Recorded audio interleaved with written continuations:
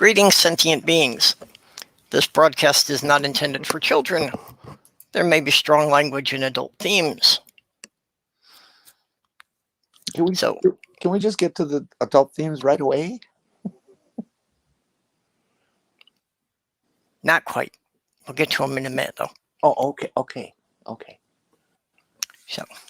So with us tonight, we have my fuzzy roommate, Sammy-san. Meow. Yeah, because he's been feeling neglected a lot lately. Meow. And, of course, we have Jenny Morgan. Hi, everyone. How are you tonight? And that wasn't me doing the cat. Who has a cute new picture. Yes, that's me in first grade.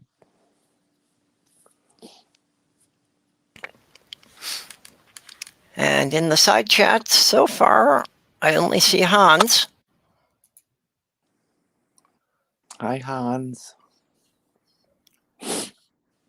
Although, according to YouTube, we've got 5 people watching, so they just haven't spoken up yet. Did I ever mention we once in I don't know if it was a chain or not. I imagine it was, but when I was living in Milwaukee in like the 70s, early 80s maybe, there was this Scandinavian furniture store and it was named Hans Hansen. No, I don't think you'd mention that one. Hans Hansen House. Just Hans Hansen. Yeah. That's some very cool stuff. I bought this lamp that was with me for, 20, 30 years. Okay. Yep. So now people are speaking up. So I see Diana and Native Atheist and Peter Harrington and Sloth Girl. Oh, geez. A whole gang. All right. No fighting out there. Unless you mean it. And then we'll take bets.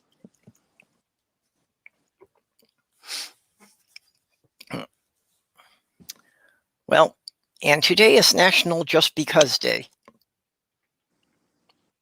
It's a day to do things just because. Huh. Well, that's interesting.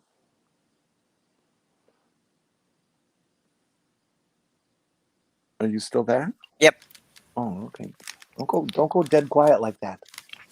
It is a good day to do things for no particular reason, and an excellent day for practicing random acts of kindness. Well, it's a little late in the day for that. Or is this Friday? No, this is Friday. We're always leading into Friday. Oh, okay. So we're Friday is just do something nice day. Yep.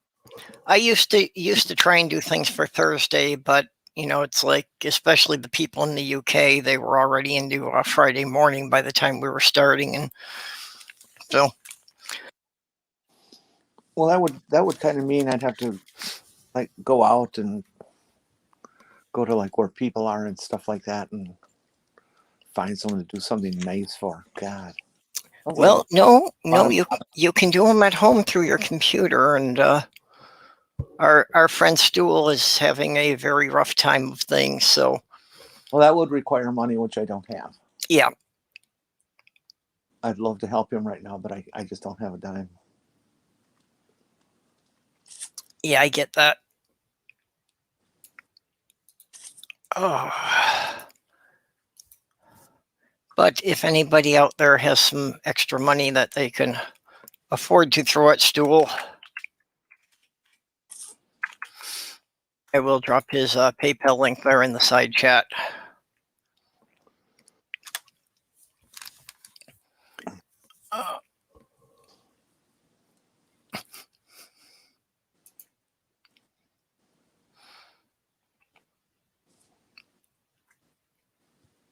Wait, what?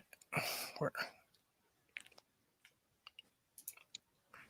Yeah, that's Sloth Girl and I were out this afternoon to get her a new microwave because her other one started randomly shooting sparks at things when we were trying to use it. So, kind of thought it might be time to buy a new one. Well, what do you think was causing that? Where were the sparks coming from? Well, you've always got that, that metal grid plate inside Yeah. where the magnetrons behind that. And yeah, it was just sparking from behind that. Oh, well, That that really does not sound good. Yeah, we were seeing visual sparks jumping from that into the food, and yeah, no idea what was causing that, but I wonder if like there's a fan in there also. yeah, I wonder if the fan bearings weren't going and throwing off, minute metal filings that were igniting once they get into the stream of micro. that seems a reasonable theory.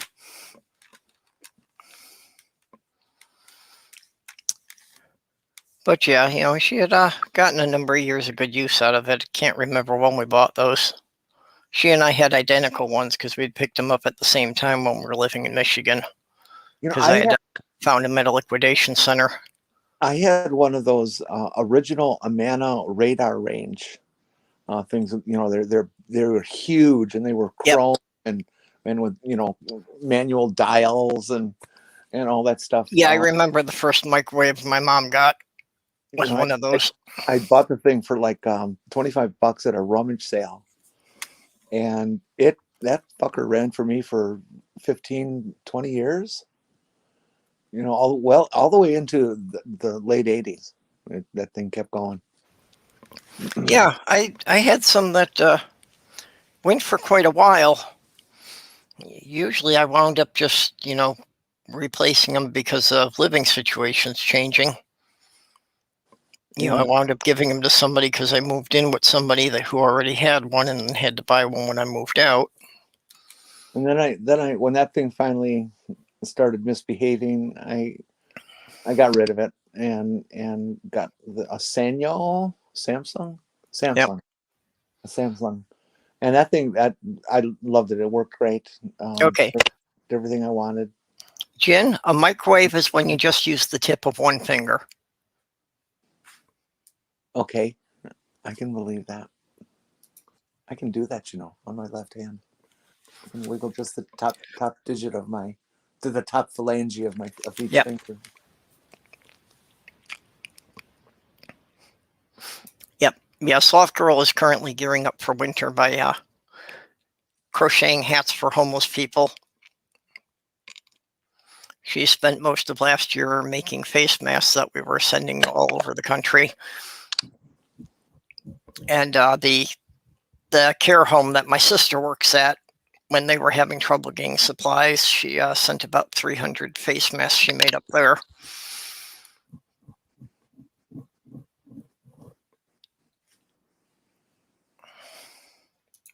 I still have my Sloth Girl face masks. Okay, a semi-censored version of what's happening with Stool. To be honest, Stool is being kind of vague, which is nothing new for him. He's always been guarded about his living situation, but apparently he has been forced out of his home, so he's currently has a small room in what sounds like a kind of seedy shelter. So yeah, basically his living situation is very questionable, and he doesn't have a kitchen or any place, so he just needs money to eat at this point. I don't really know specifically what happened beyond that.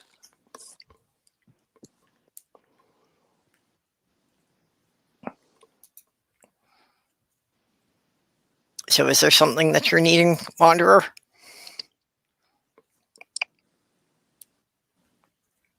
Oh, and there we have Doc Fearsome. We've got room for more people in here if anybody wants to join.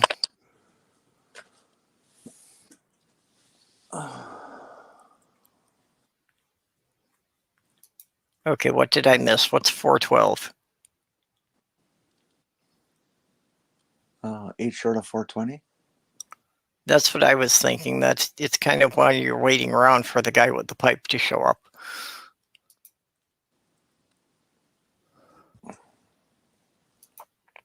Okay. So we have to send hugs to Wanderer.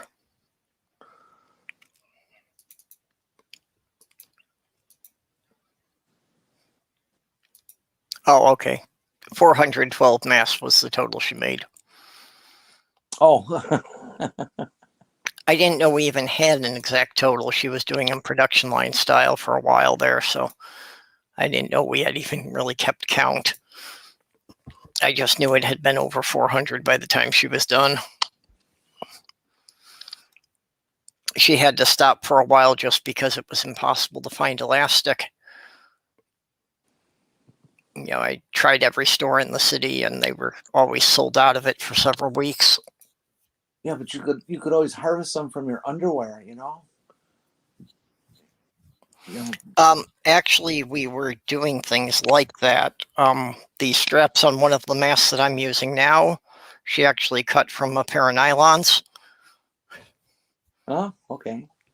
So yeah, we were improvising with a whole bunch of different things for a while there. So you're basically wearing pantyhose. Hey, Doc. Ears. Hello. Yeah, I'm okay with that. I'm just checking. I'm just checking. Do I sound all right? Yep, you sound fine. Awesome. Yeah, we How were you kids actually doing? getting to the point that I was about to start cutting up bungee cords when we finally found some more elastic. What'd you say there, Doc? I don't know. Oh, how you guys doing? Okay. How are you doing? I have a nasty habit of forgetting what I just said 2 seconds ago, so I'm sorry, what? No. Okay, I have Doc, yeah. when you got out of bed, did you remember to pick your brain up from the nightstand and insert it back? He left it next to his watch. Damn it. Obviously not. It fell on the floor, so Oh, now Oh, it's probably got lint and dirt all over it. yeah. Now I can't operate my legs to go over and put it in. So There's nothing worse than a lint-filled brain. yeah. Yep. Yeah, I've been doing the hotel thing for 3 years and had to deal with a lot of lint. So yeah, I breathe the stuff. I have a lot of lint on my brain. For wearing a mask, regardless of COVID. You ever Yeah, try you know- sweeping lint? You know, you ever have to sweep a floor that has a lot of lint on it? Yep. You ever try sweeping that shit? Yep. Is it Yeah, not designed it by the just devil blows all to over every aggravate the time. fucking shit out of you? Yep. Well, that's what that red stuff that the janitor in grade school used to use. It settles the dust down so you can sweep it easier. Hmm. And well, you know, and puke too. It spread that all over the puke. You know, the kid in the hallway who pukes and. Yeah. Well, sawdust is good for that. Or, you know, and anytime you've got something with a high liquid content you need to clean up, you just pile sawdust on it until it absorbs it all. That's got to be pretty much a universal memory that everybody has of the kids. You know, not necessarily the kid, but the end result of the kid who pukes in the hallway or on the stairway or something like that. Puking at lunch, filling their back food in tray with puke. You know, we were all kind of over that by the time we hit high school, but before that, it was kind of a popular thing for kids to do. It was the trendy thing to do. Yeah, that's right. All right, who's gonna puke today? Ooh, it's my turn. It's my turn. Who are we gonna I make do remember today? one time in junior high when I told the gym coach I wasn't feeling well and he thought I was just trying to get out of class. So he told me to run a lap and instead I threw up on him. Well, that should do it. Should have sent me to the nurse when I told him. Well, you should always believe kids. They always tell the truth. Oh yeah. Oh yeah. You've obviously never raised toddlers.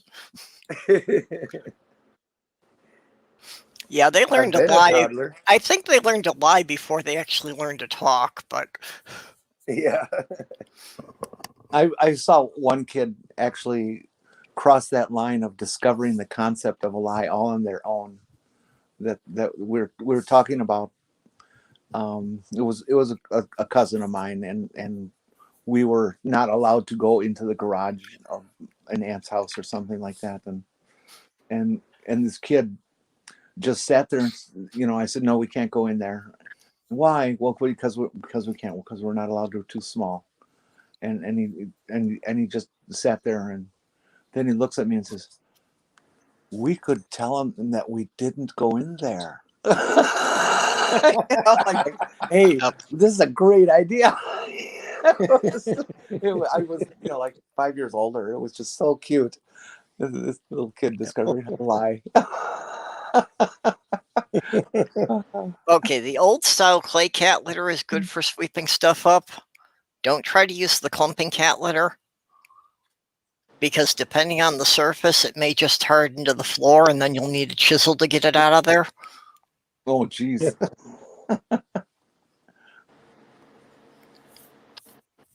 Yeah, I'll keep that off my floor. I'd chisel enough shit off of that thing as it is. Yep. Yeah, I think that most gym teachers are people who flunked out of military training and think they should have been officers.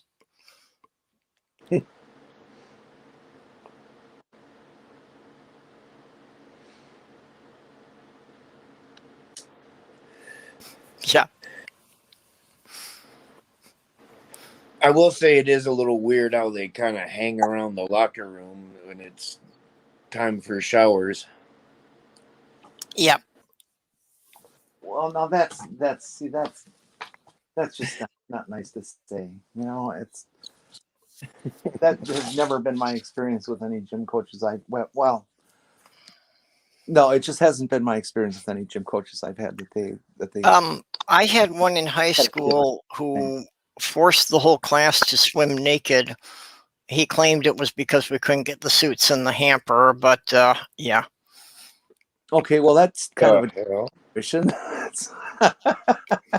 I'm not saying it doesn't occur, but I really am uncomfortable with people laying that general assumption on Yeah. gym teachers and Yeah. stuff. A lot of them are very, very dedicated and believe. Well, I mean, if you generalize about any group, you're going to be wrong at least half the time. Yep. Most definitely. Sloth Girl said there's nothing faster than a toddler who's been asked what's in your mouth. Except for kittens. Kittens are super fast toddlers with murder hands.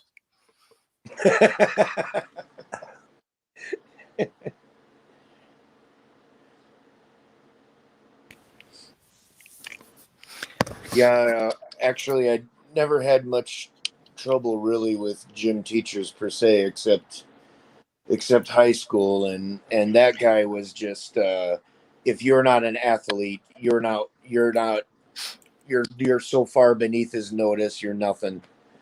And he did like attack one of my friends after an assembly, because we were the kids that hung out in the assembly and made all the lewd comments and stuff and made fun of everybody.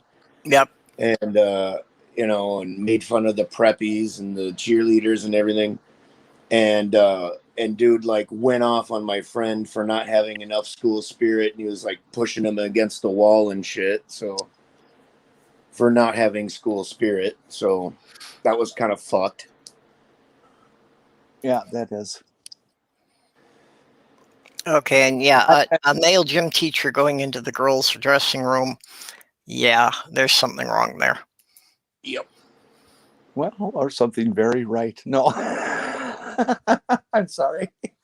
I had a gym teacher it was ninth grade. It was junior high school, and I had been going through.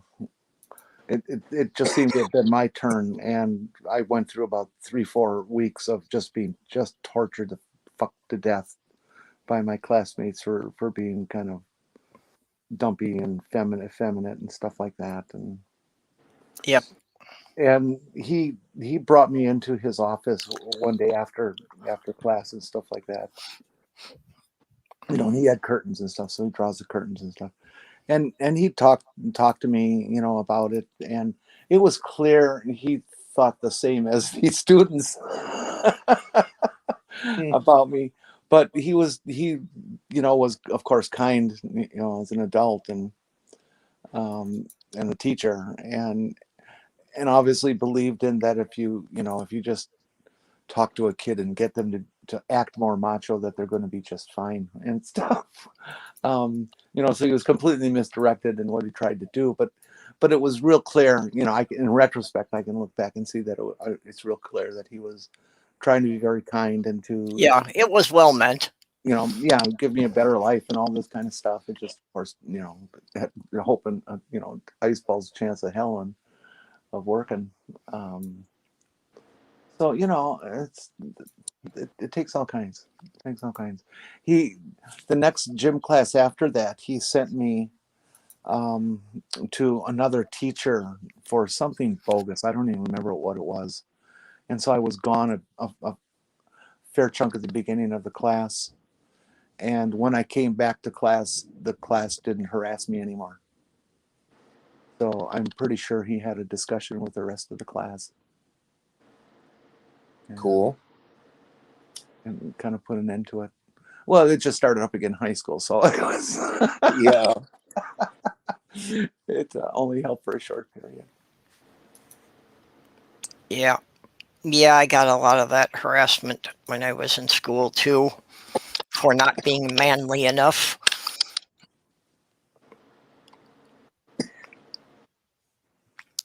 Okay.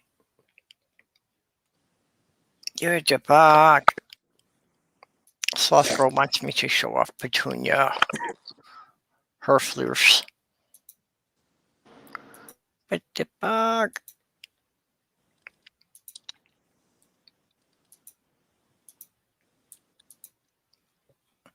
So that is Petunia. Oh, I love kitty cats. Petunia, fluff and stuff. We know her life's been rough. Petunia, fluff and stuff. Gonna bite you when she's had enough. She's much better since we moved here. I've now been able to go consecutive days without being bitten. Why do cats do that? That's just, you know. In her case, I really think that she was from such an abusive home that biting was the only way she had to communicate with people.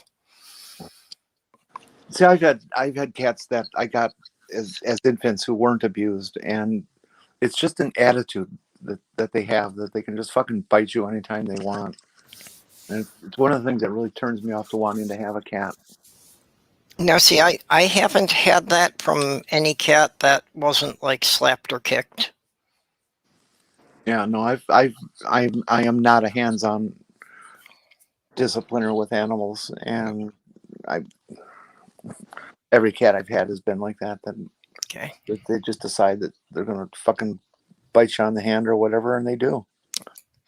Right in the middle of the pet, you know, or Yep. And this is my pal Sammy's son. He thinks the crinkly tube of poking is the greatest thing humans have ever invented. the tube of poking. Yes. You'll have to explain. Well, that's my weapon for when he gets squirrely. I get a +4 against all felines with it. What's it made out of? Concrete or? No, under the fabric, there's like a layer of mylar, you know, and then it's just like stuffed with quilt batting or pillow stuffing. You know, so it's just a real soft toy, and it's got a good surface for him to grip onto. But you know, it makes a crinkly noise. Oh, okay. That sounds cool enough. Yep. The Sloth Girl found that at Walmart. The first one he completely eviscerated. So managed to find him another one. Although, see, this was the first one, was the red one, and managed to find him another one, but it was orange, and the orange wasn't quite as good. He didn't care for that one quite as much. So eventually she found him another red one, and now he's happy again with it. Picky damn cats. Well, they say cats are colorblind, but I have definitely found, definitely the color red is something that they pick up on a lot.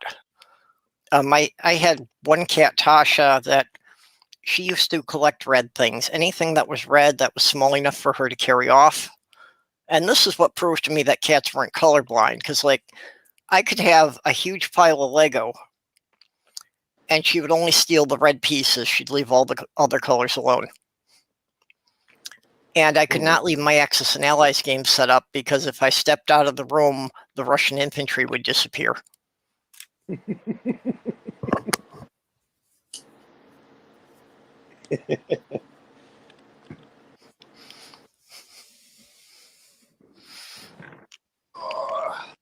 Yeah, I'd almost like to look into that a little bit. It just depends on what kind of, rods they have, what color spectrum they key to. I don't know what all the various animals have for that. We only have 3, we humans, and there are animals with like 17 different kinds of rods. The mantis shrimp has like 128. Was it 128? That wow. Yeah. So they can perceive literally like 100 times the range of colors that we can. Yeah.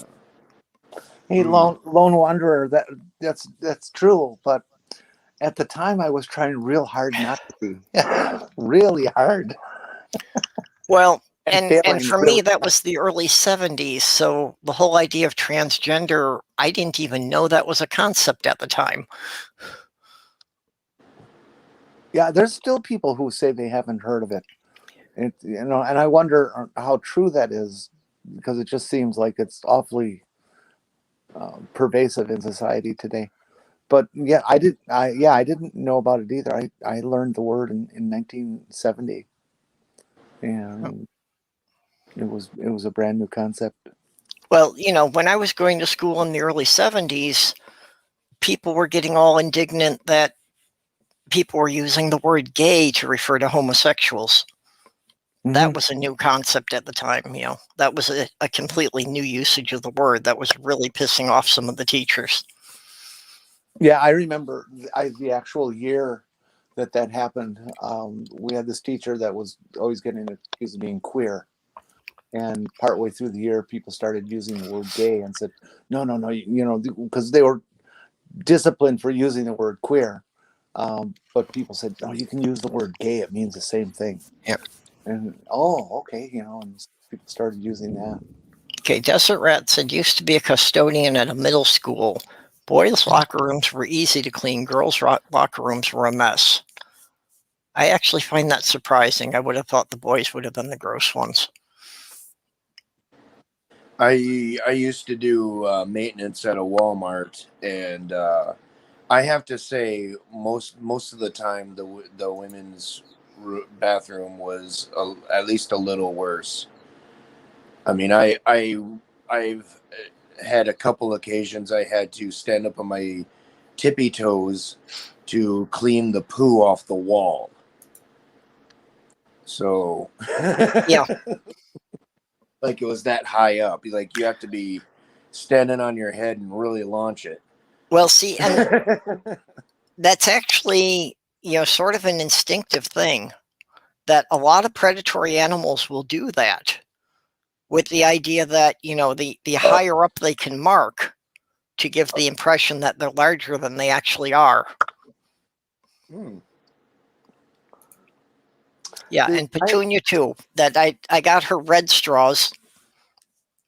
She only likes the red ones. If we get any other color, she ignores them. If we get red ones, she will chew the hell out of them. So, I have to pay attention whenever we're at a fast food place that has red straws to grab a couple extras for her.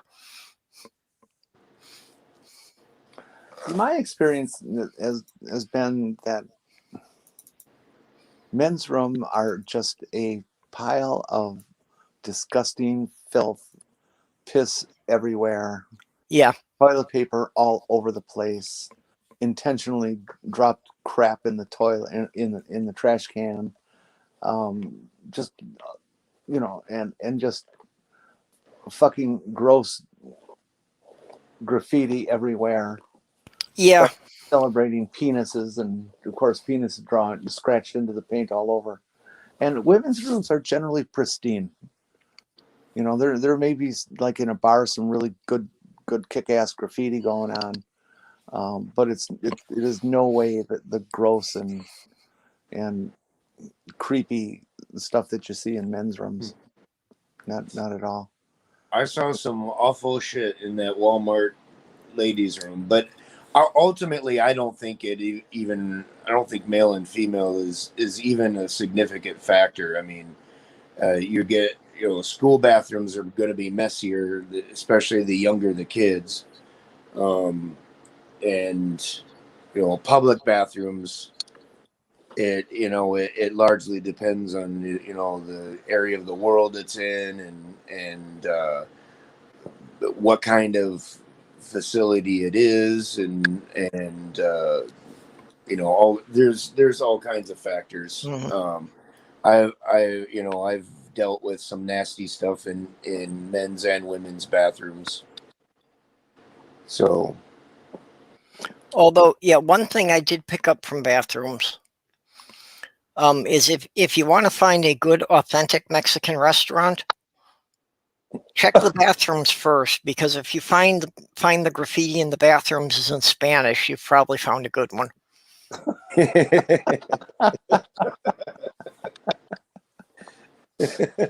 Oh, that's okay. funny, but it's probably true. It's proven out to be true over the years. The consistently grossest bathrooms I've ever run into are at Waffle House.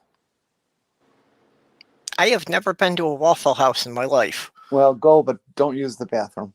Well, it's kind of like the states I've lived in. I don't think there's been one.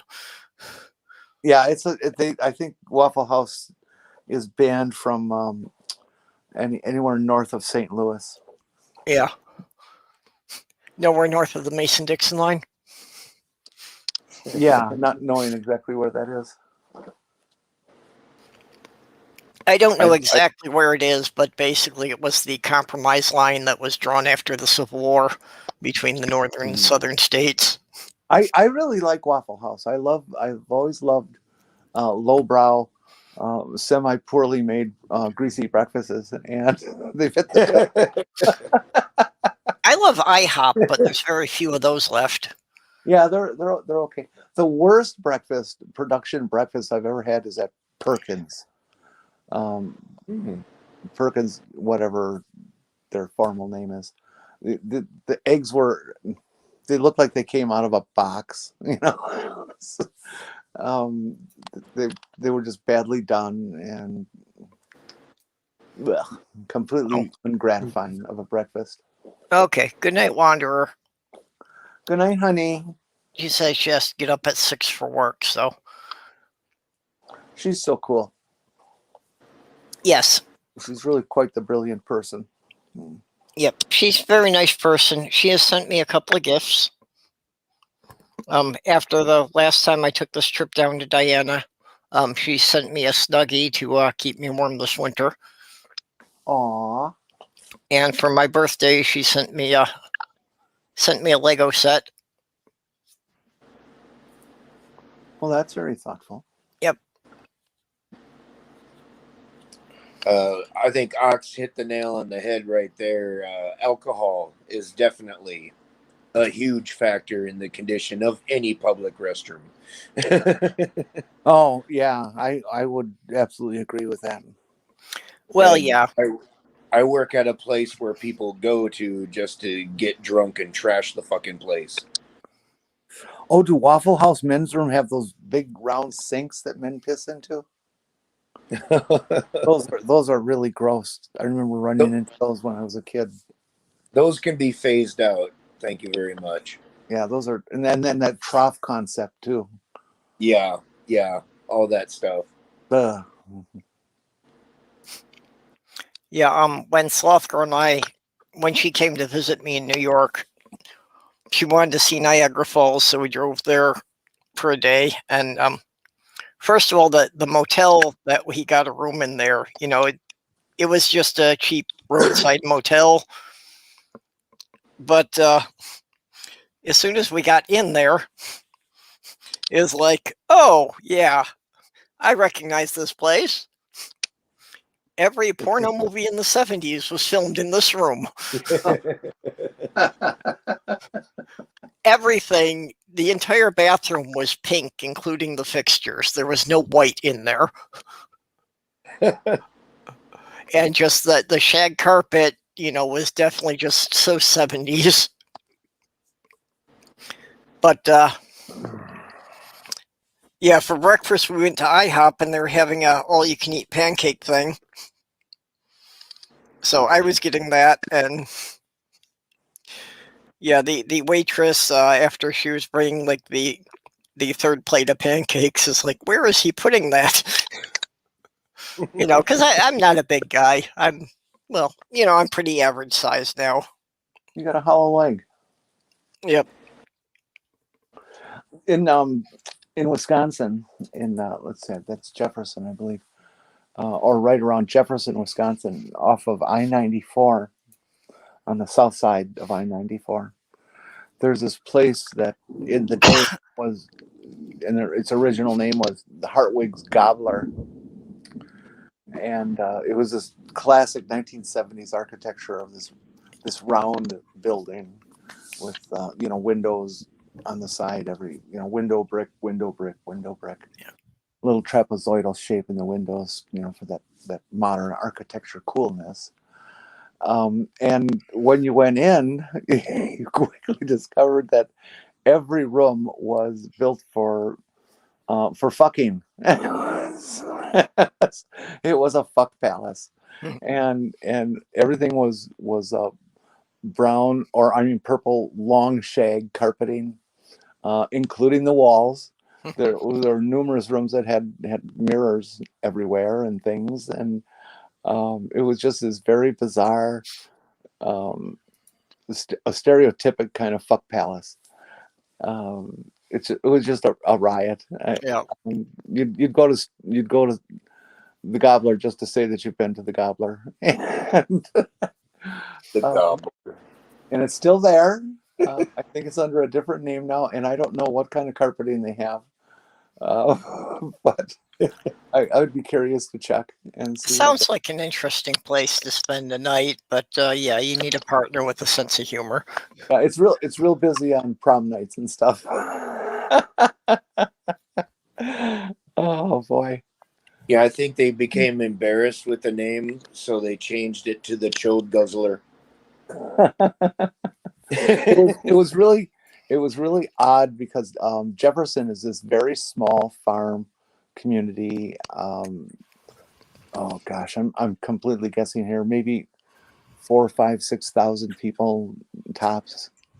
Has a reputation for being this very moral, rural kind of place, and for to have Hartwig's Gobbler right there. But it was by the freeway, which is also where that porno, that video store was. Ah, So if you're ever by Wisconsin and heading east into Milwaukee, stop in at the Hartwig's Gobbler or the Gobbler in Jefferson.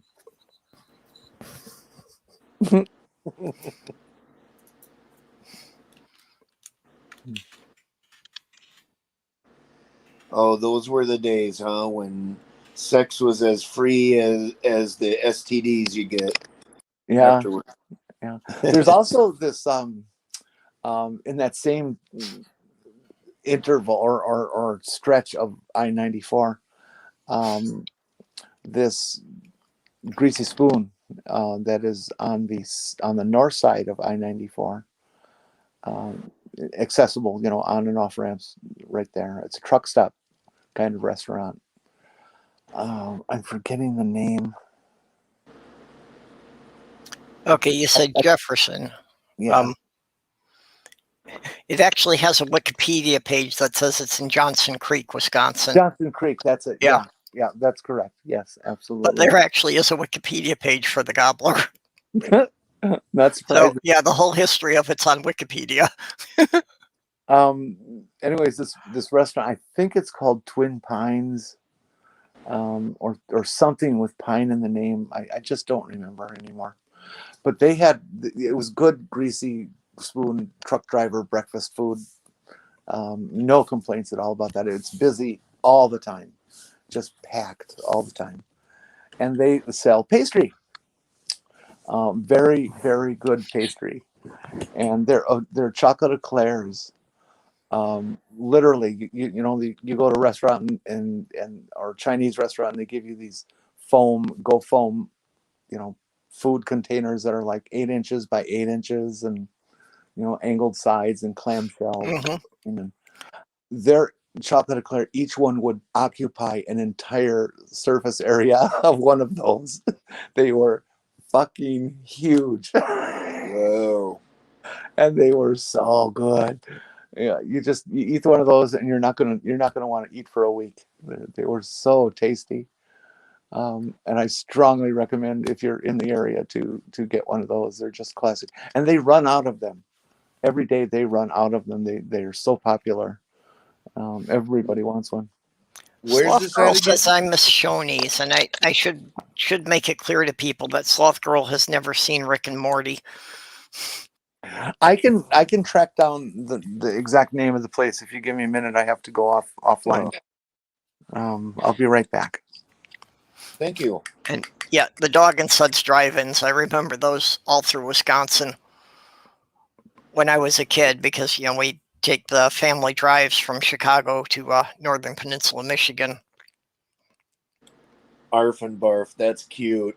I like that.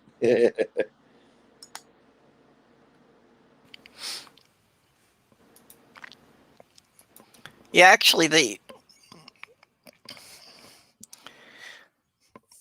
excuse me.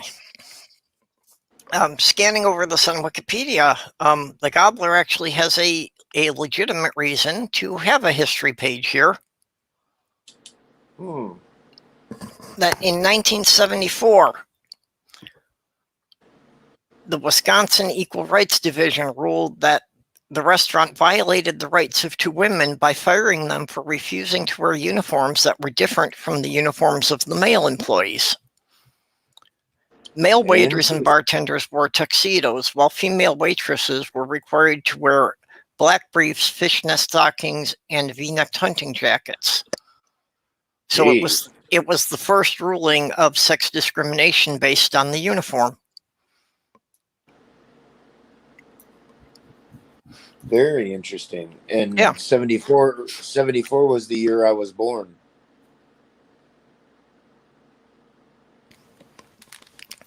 So that 74, I would have been in what I think third grade. Wow.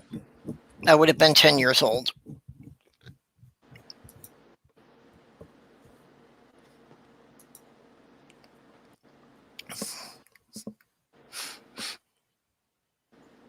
Well, if you did you go to kindergarten when you were 5? Yeah.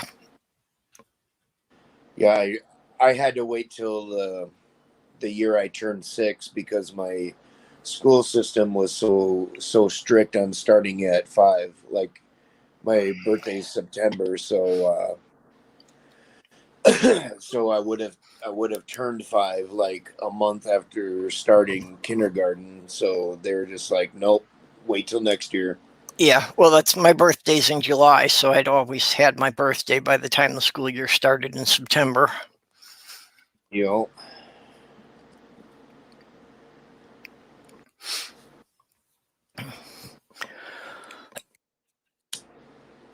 So second grade for you should have been when you were like 7 or 8, right?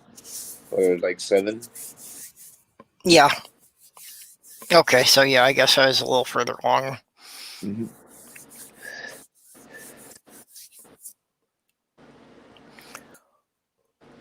But yeah, Oh, it's excuse me. it was kind of interesting too, because long story short, my oldest sister, you know, married a guy who kind of was a nomad, a vagabond, and they moved around a lot. And my niece has a December birthday, but she started kindergarten in Virginia, and so they went ahead and let her go ahead and start kindergarten. Um, the year she was going to turn 5, but she was 4 years old and she started. The very next year, they moved back to our town, and the school system was going to make her repeat kindergarten. And yeah, her parents weren't going to have that. They went round and around with them, and finally did convince the school system to let her go on to first grade. But it was a pretty weird thing, yeah. Perp, I sent you a thing on On Twitter. A picture. Okay. Yes, it is the Pine Cone Restaurant, and it is in Johnson Creek, Wisconsin. I sent Perp a picture of the freeway and off ramps and stuff, so you'll see it's quite easy to get to. And amazing how big the place is in this middle of the nowhere restaurant. So just enjoy when you see it. And really, I Oh, recommend going there. It has very good food and just this great atmosphere. You know, it's nothing like a Waffle House. Hmm. Well, you sold me on them eclairs. I hope I get to make it there someday. There yeah. you go. That's the Okay. Yeah, just off 94. Mm-hmm. And see, there's a Shell station there, so you have two places next to each other where you can get gas. Yep. Get it? Get gas. That was like a Yeah. joke. Okay.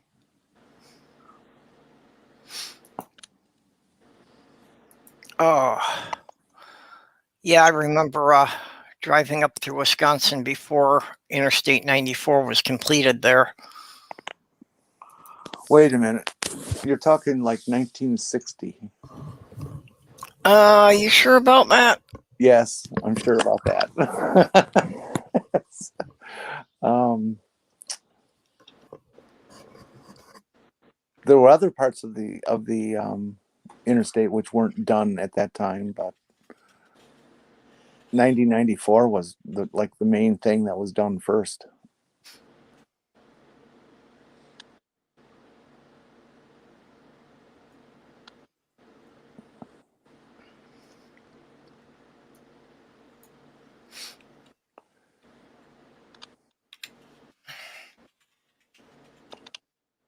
I'm glad I'm not living where I was in Milwaukee right now. The um, portion of the freeway, Interstate 43, which runs north out of Milwaukee on the east side of the state, very eastern edge of the state, is being completely replaced from Milwaukee all the way up to, I believe they're going to go as far as Port Washington, which is like 25, 30 miles north of the county line. That is Okay. going to be such a fucking mess. That freeway is busy all the time, 24/7, and it's just going to be a hellhole for probably 2 or 3 years to do that work. They got to stretch it to 3 lanes, Yep. which is the whole problem. It's just so busy all the time, Ay caramba. and it chokes down from 3 lanes or from 2 lanes and opens up to 3 lanes. Not until it gets like 5 miles into Milwaukee County, um, where just, oh god, you get backups that are several miles long often, and it so needs to be done. It needed to be done 15 years ago. Okay. did a quick Google search on it. And what I'm finding here says that Interstate 94 through Wisconsin was completed in 1968. Yeah, see, those are the far regions of it and things like that. In Milwaukee County, it was way completed before that.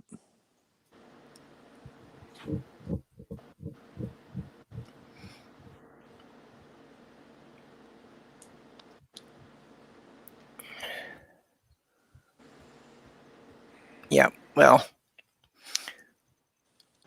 may have been the further parts out because we used to have relatives that had a farm in Janesville that we'd go up to.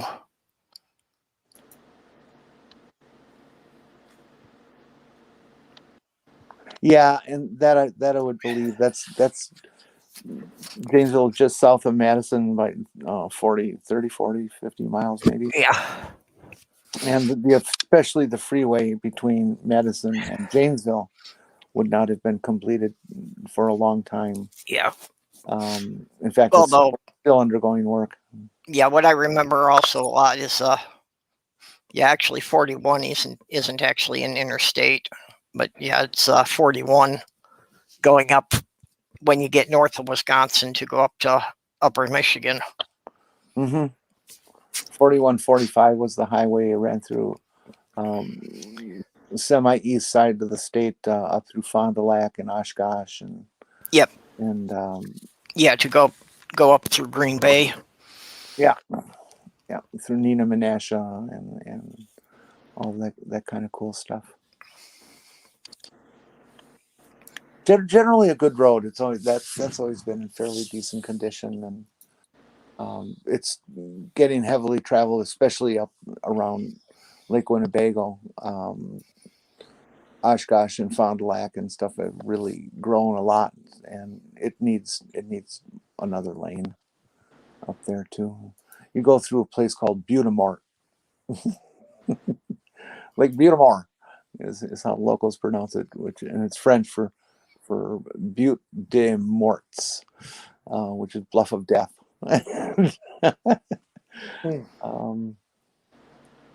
They got this long section that goes over a river and is really dangerous in winter for some reason. It's very sensitive to ice development and very strong winds, and cars get just plain blown off the road. Sometimes it's kind of freaky. And it used to be the road that everybody took to get up to Packer games from Milwaukee. And so on some Sundays it would be just packed to death.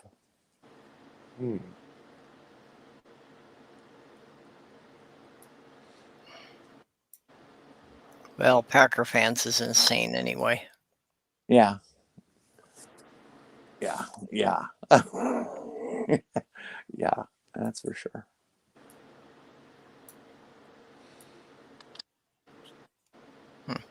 I had a friend whose family had season tickets, and I was always designated driver because I just don't do that.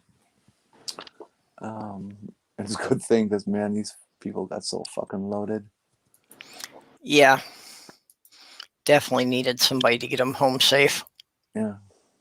I'm pretty sure the whole concept and word of tailgating happened or developed at Lambeau Field. I think they just plain invented it. It's been going on for absolutely ever.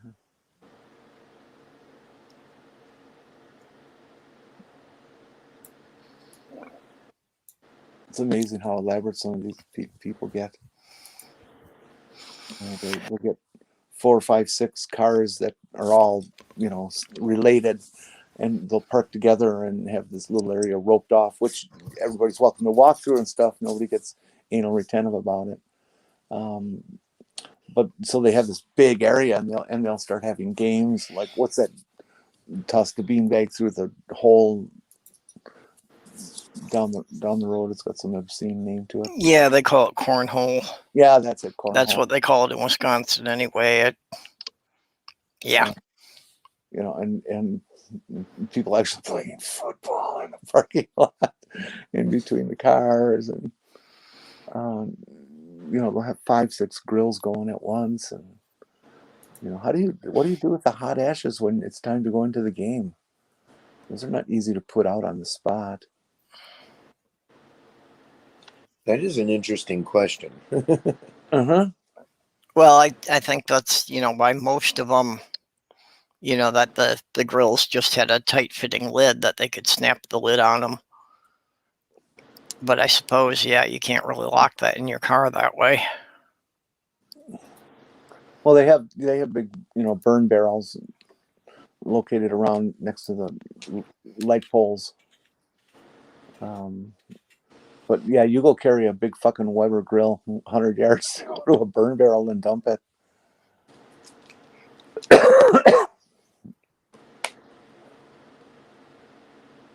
And it's neat. You walk through some of the tailgating parties, and they'll oh, here, have a beer, have a brat, have a burger. They'll feed you even though you're a total stranger.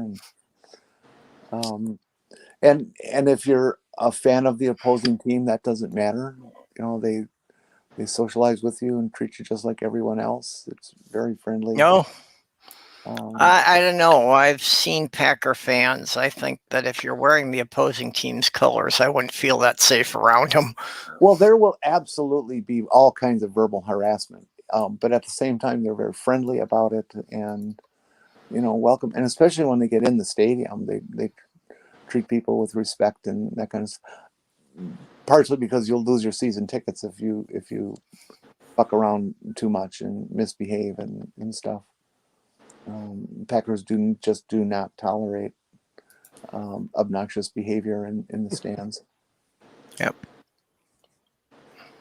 And season tickets are really hard to get, so people treat them like gold. And there's a 30-year waiting list for season tickets. I put my nephew on it when he was born, and he finally came up when he was 28 years old. And then turned it down. Justin, how could you do that? Do you know how much money you can get paid for those later on? Oh, well. Yeah, poor doorknob. Okay, Jenny, doorknob's got a message for you.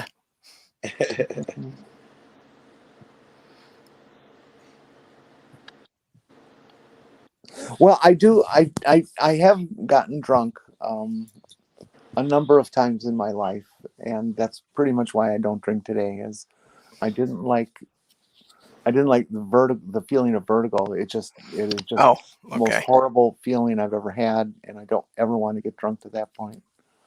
But I have gotten drunk to the point where I fall asleep. A few times, and I'm just uncomfortable not having self-control. Yeah.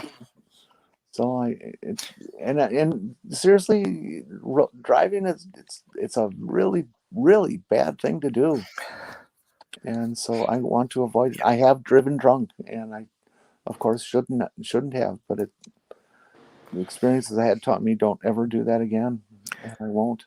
Well, I kind of like to get drunk at home. I don't like getting drunk in public because, yeah, you've got to make sure you've got to have got somebody with you, who's going to stay in control that you can completely trust. Otherwise, all sorts of bad things can happen to you. Even when I'm DD, I will have one, maybe 2 drinks, depending on how long I know I'm going to be there. So that I know I'm completely metabolized clean before I leave. And then it's always just gin and tonic. I've never driven drunk myself. The closest I've come is driving home after like a couple hours after I had my last drink. Or no, not after the last drink, but after I started feeling sober at least. Yeah, I've never driven drunk. I've usually been the designated driver. And even like times that Sloth Girl and I have gone out, we make an agreement that, if we're going out to celebrate, one of us will drink, but we won't both drink at the same time, so that one of us will drive home. Mhm. And I extend that to pot smoking. Yep. I used to, in my young days, come up to Minneapolis all the time for various reasons. Yep. And I would frequently smoke doobies on the way. And then one year I got to Minnesota, and realized I had no recollection of the entire drive. Just I couldn't remember a bit. Yeah. And I realized at that point, don't do this anymore. Yep. And so I don't.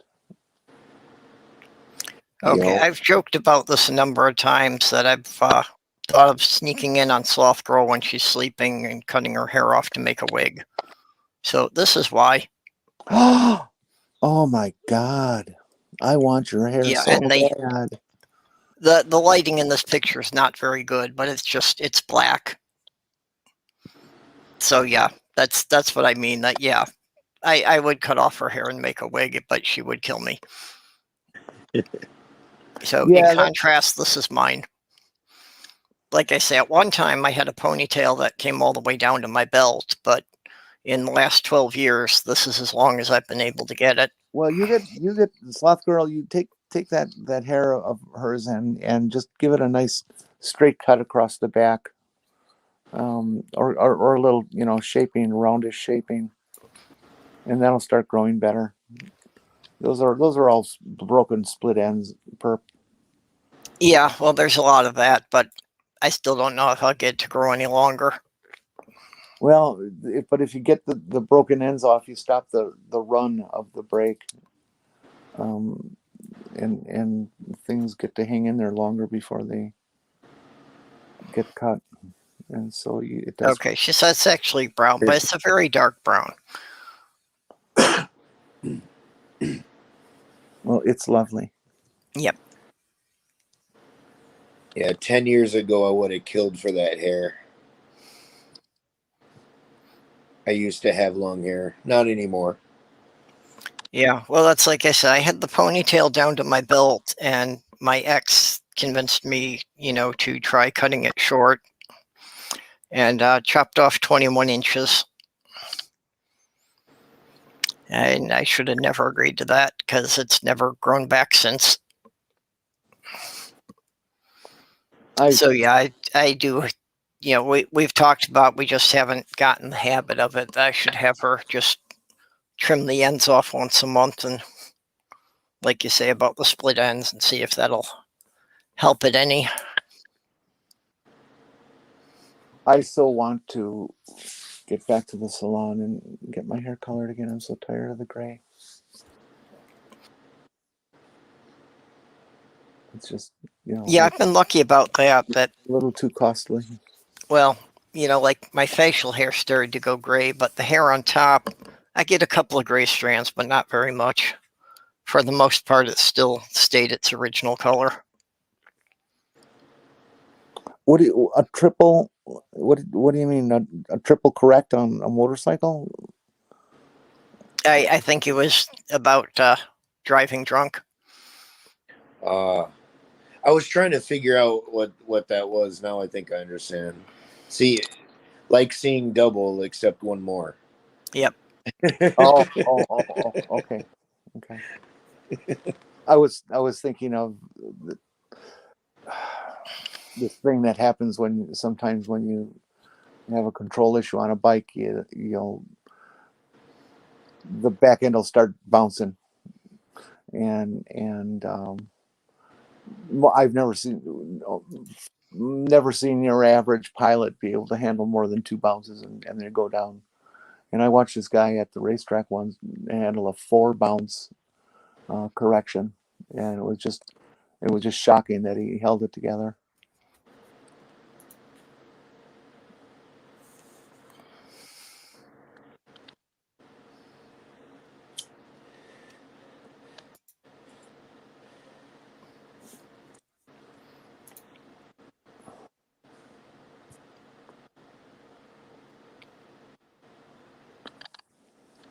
Make a mystery.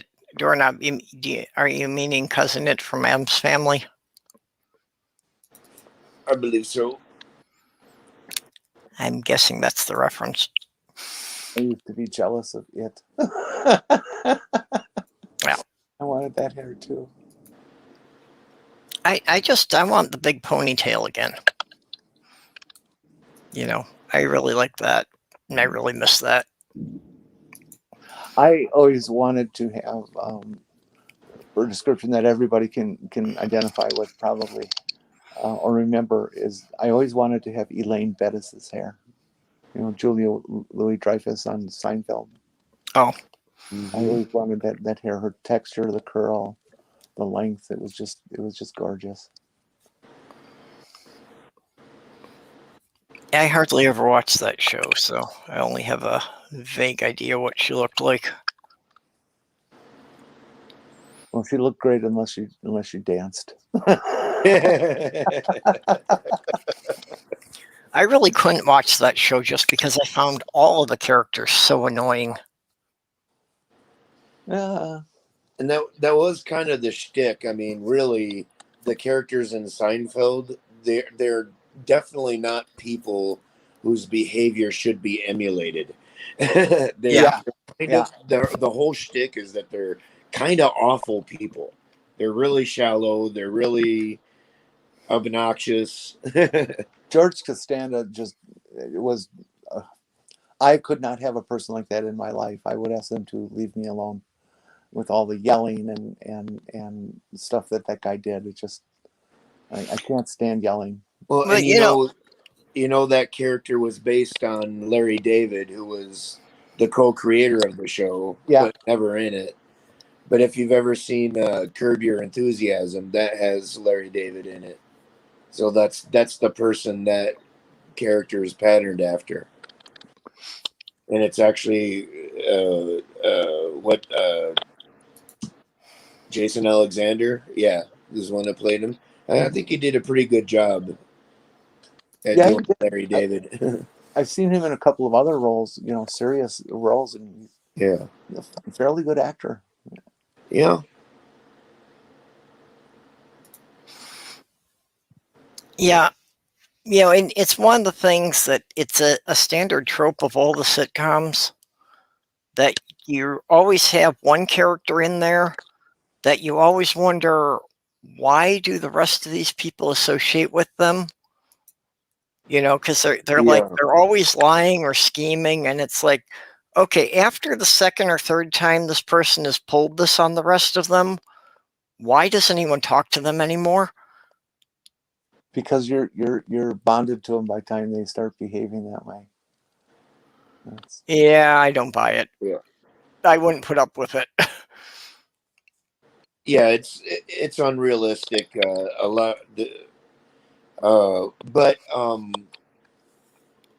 it's kind of, it kind of goes to the presentation of it. It's like in any in any sort of piece of art, if you're going to have awful things and awful people in it, you know. You're going to make some people freak out, but you have to consider the context. How is this being presented? Yeah, it's unrealistic. These people would still be around in that group of friends, but they keep it there to basically have that awfulness to play off of, and to point at and say, this is not acceptable behavior, people. Mm. I I think if I was writing a sitcom, I would make these disposable characters that, each one of these annoying characters would only last a few episodes, and then they would disappear without mention, except that there would be another mound of tomatoes in the backyard. Well, they do that in sitcoms sometimes. They have they have characters that are not developed. They don't stick through they only show up in one or two episodes and are and fairly disposable. Yeah, they have They have that from time to time, and What I and love, sometimes with celebrity cameos too. Like really famous celebrity might do one episode and be the awful person, you know. Yep. So it would work. It would definitely work as part of the show's kind of shtick. Yep. I'm sorry there, Jenny. What were you saying? well, I was just going to say that what I enjoyed most about the show was um, I really enjoyed how a given joke would go on throughout the series. That a year from now, you'd hear a reference back to this joke in a different season and stuff like that, and tying in that kind of stuff. But I love the oddball secondary characters that would come in and establish the plot line for the given show that they're in. Some of them were just also annoying to the point where I just didn't like them. But then there were others that were just outrageously funny in the premise that they established. Poppy, the Poppy episode comes to mind. What's that actor's name? I can't remember. We've seen him everywhere. He's an older guy and he's incontinent on Jerry's brand new white couch. He pisses it, and Jerry, being the OCD guy that he is, just goes nuts for it, and it was just a very funny premise, and just people, and it was kind of outrageous for the time on TV to focus on bodily function and piss Yeah. couch for an entire episode. It was like, damn, this has definitely never been on TV before. and of course, everybody will point to the masturbation. Yeah, exactly. I was just Domain thinking that. episode. Yeah. Um, An entire episode about masturbation, and they didn't say the word once. yeah, yeah, and everybody knew exactly what you were talking about. Yep. And some of the jokes were just so outrageously fun. And the timing, the comic timing of some of the jokes in that particular episode. The one where was it Kramer comes in and doesn't say a word, just slams down his money on the counter and says, "I'm out."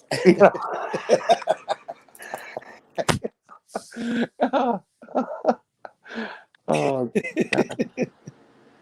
Well, and he was window peeping too. That actually didn't age well, really. no, but it's But window once, peeping in our apartment living in New York is yeah, just a well-known thing that happens all the time. yeah, it's so tightly packed, you can't look out your window without looking into somebody else's. Yeah, Although, it's a little different than walking around a suburb and sneaking up to somebody's bedroom window in the middle of the night and Yeah. peeping.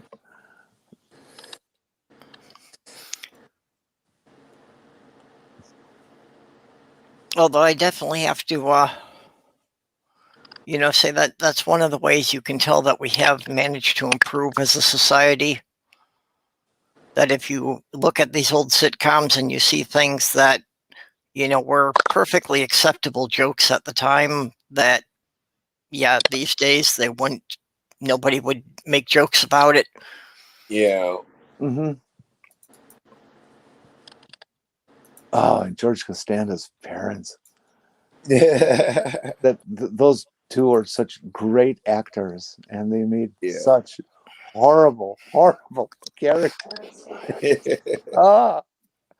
Festivus. People still talk about Festivus and have aluminum poles at Christmas, and it really changed. I think it really changed our culture in a lot of ways. Well, like I said, I never really watched the show, but yeah, I have been exposed to the Festivus things, especially in the atheist community, since so many people are looking for an alternative to Christmas.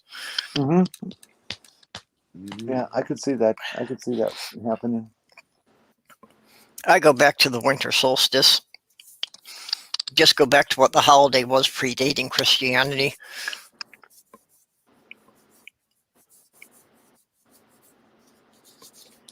I just try to ignore it altogether. Well, I like the winter solstice because it is one of the very few holidays that is not completely arbitrary. It is actually, Yeah. based on the tilt of the planet and our position relative to the sun. Yeah. It's the day that days start getting longer again. Yep. Yeah, it's the longest night and the shortest day of the year. Yep. So, that's why people started worshiping it as a holiday, because it's like, if we can make it through to this point, the sun starts coming back. Well, and they have other holidays based on the other solstice and the equinoxes. Yeah, the summer solstice and the equinoxes. Yeah. Yep. So that all four of those holidays are Yeah. astronomical holidays or acknowledgments at the very least. Yep. Well, Easter, is typically in the springtime, although its timing is based on the moon cycles and stuff Yeah. from the Jewish religion. No, actually, Easter is based on the weirdest set of mishmash. I'm not making this up. This is the way the Vatican calculates when Easter will be every year. It is the first Sunday after the first full moon after the spring equinox, unless that date, unless the equinox happens on a Sunday, in which case it will be the following Sunday. Yeah, well, that's very similar to how they The hell. how they calculate what is it, Passover in the Jewish religion. Yeah. I think Passover is correct. I'm sorry, I'm not Jewish. I don't know these things. Yeah, I'm not sure how they calculate the Passover. Yeah, well, it's got a similar bizarre formula, and which is why it's different every year. Yep. Well, the big difference is that the Jewish calendar is a lunar calendar, so it's based on 13 lunar months a year, and that's why things shift every year.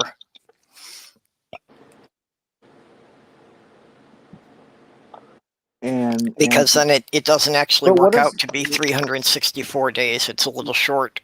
What is the summer? What is the summer celebration? There isn't one. Yeah, I'm sure there is one. The summer solstice is the longest day of the year. Right. Yeah. Right. June 21st. I can't think of any. Well, it's not something that's really noticed as far as any of the Christian churches or that. But it actually is a fairly big festival in some parts of the world, especially up in Scandinavia. And a lot of modern pagan traditions, at least they will have a kind of celebration of both equinoxes and both solstices. Yeah. But I don't, they don't necessarily, have like an official sort of named holiday for it, like Easter or Christmas or Halloween. But they celebrate it, and it's it's as much a holiday as any other. So yeah. Well, and Halloween was originally based around the fall equinox. The date of it got shifted somewhat. Yeah. But yeah, Halloween had been the fall equinox because that was when it was believed that the veil between the land of the living and the land of the dead was the thinnest. So that was possible for spirits to pass through for one night. It's also the pagan New Year. It's harvest time, or it's the time when you should have everything harvested, right? Or just generally harvest time. And well, yeah, that was generally it. It was when the harvest was finished and everything was put up for the winter. What Halloween? Yeah. Okay. Yeah, basically, because anytime after that, you could start getting snow and harsh weather. So you had to make sure the harvest was finished before then, and you had provisions for your family and your animals to last through the whole winter. Yep. So along with it, a harvest celebration. All the work is done. Time to bunker in for the winter, and there you go. Yeah, well, all that's going to be changing with climate change. Yeah. Yes, indeed. We'll be celebrating. We'll be celebrating fall because we survived the summer. Yeah. I've been greeting young people, especially. Um, um, weather is always the default topic of discussion with people, with strangers and stuff. And I've taken the opportunity to sum up those conversations when I'm about to part with this new young person I've met, and let them know that, keep in mind, this is going to be the coldest, safest summer you'll ever experience in your life.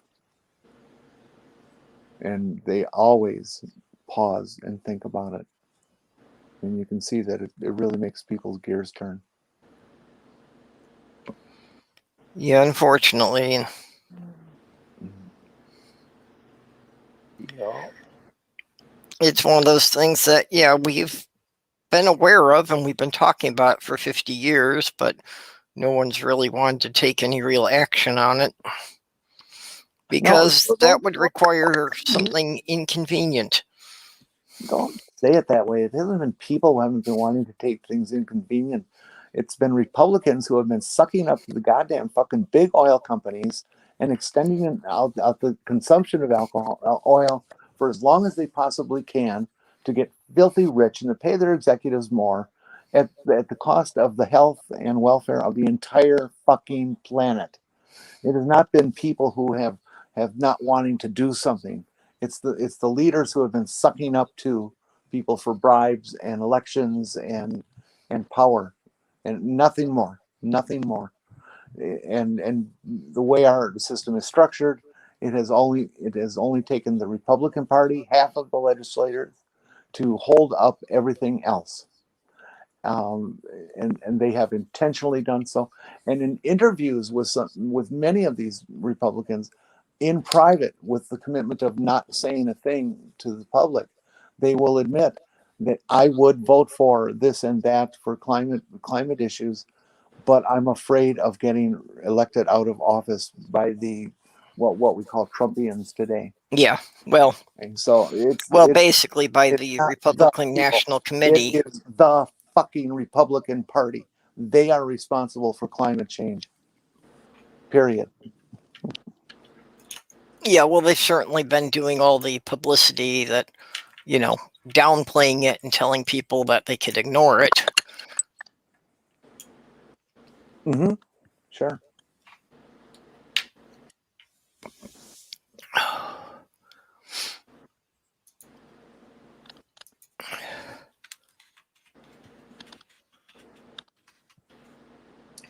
Jenny, when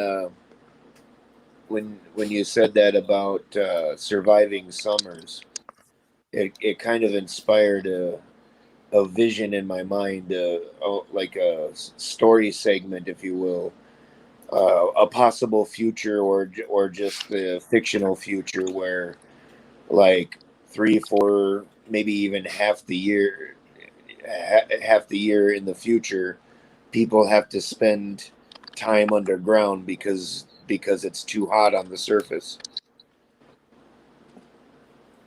So like we live underground almost half the year and then come out and celebrate. Ah, yes, the future Morlock Nation. There you go. That's where the warlocks came from, or Morlocks, not warlocks. Yeah, that could have been what caused it.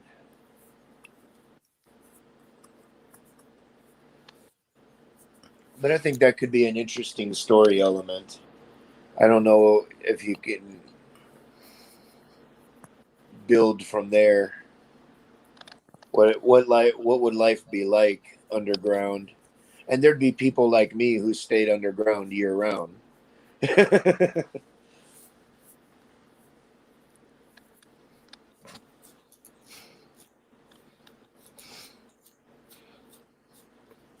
Yeah, Dorn, saying, but climate warming is fake news. That Republican brought a snowball into Congress and proved it. Yeah. That No. was farcical. Hey, I did a nasty bratty thing the other day when I was at the hospital for one of my appointments. I noticed on one of the hand towel dispensers, the name of the company is cast into the plastic casing, and the name of the company was Covidian or something like that, and it's spelled Covidian whatever. Ah, And so I just felt compelled, and I took a Sharpie and colored in COVID. I just couldn't avoid doing it. yeah, a bit of harmless mischief. Yeah.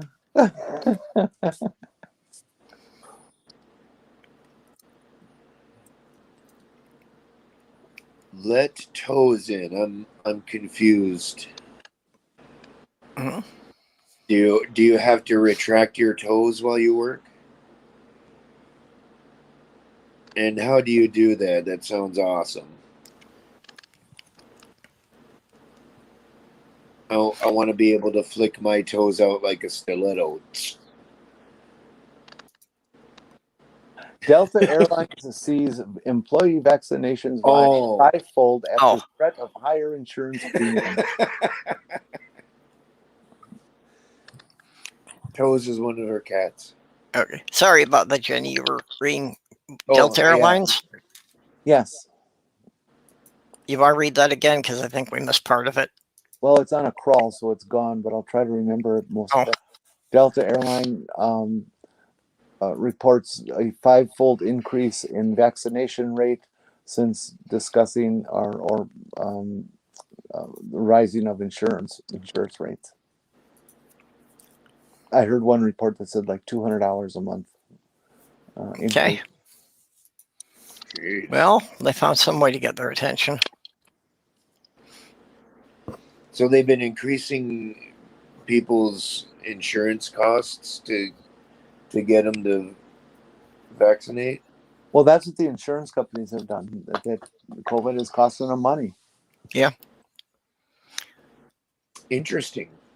Well, and people are starting to pay attention.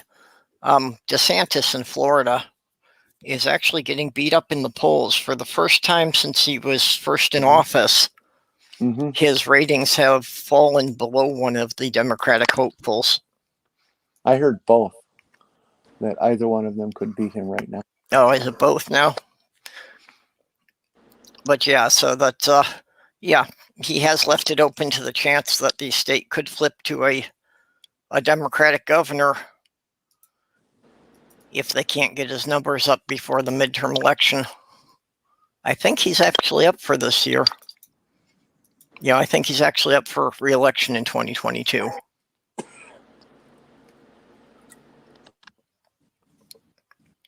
Well, between their voters actually dying from COVID and and others being just really pissed at their behavior about this, I think it could severely affect the election for the right wing. Well, I think a big part of it is his thing about prohibiting schools from having mask requirements. That I think it's really gotten people pissed off, and even some of the people I think who, have been vocal about being anti-maskers, realizing that he's putting their kids in jeopardy. Mm-hmm.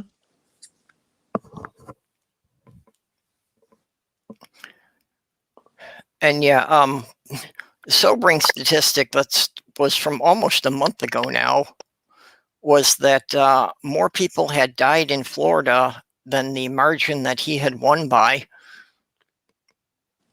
And when you consider that a disproportionately high number of those were elderly people who were primarily Republican voters, yeah, they're basically, eroding the number of Republicans there are to vote for him.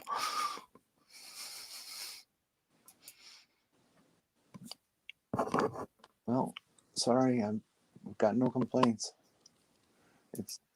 I've said it before. It's sad that people are going to die because of all of this, but if you're dying because you've chosen to be ignorant and you've chosen to believe that some guy on the internet can write a paragraph telling you to take a horse dewormer and it gets you sick and maybe kills you, versus the professionals who are saying just get a vaccine. Yeah, well, and I wouldn't care if they were just getting themselves killed. Unfortunately, with the number of anti-vaxxers there are, they're basically allowing new strains to develop and walking around spreading them. Yeah, so frankly, the more of them that die, the better it is for everybody. Yeah, but it's only a matter of time before a strain develops that the vaccines we have aren't going to work on. Yes, but if you keep having the guys who won't get vaccinated die, their numbers will decrease, and the likelihood of us being able to beat that curve increase. Yeah.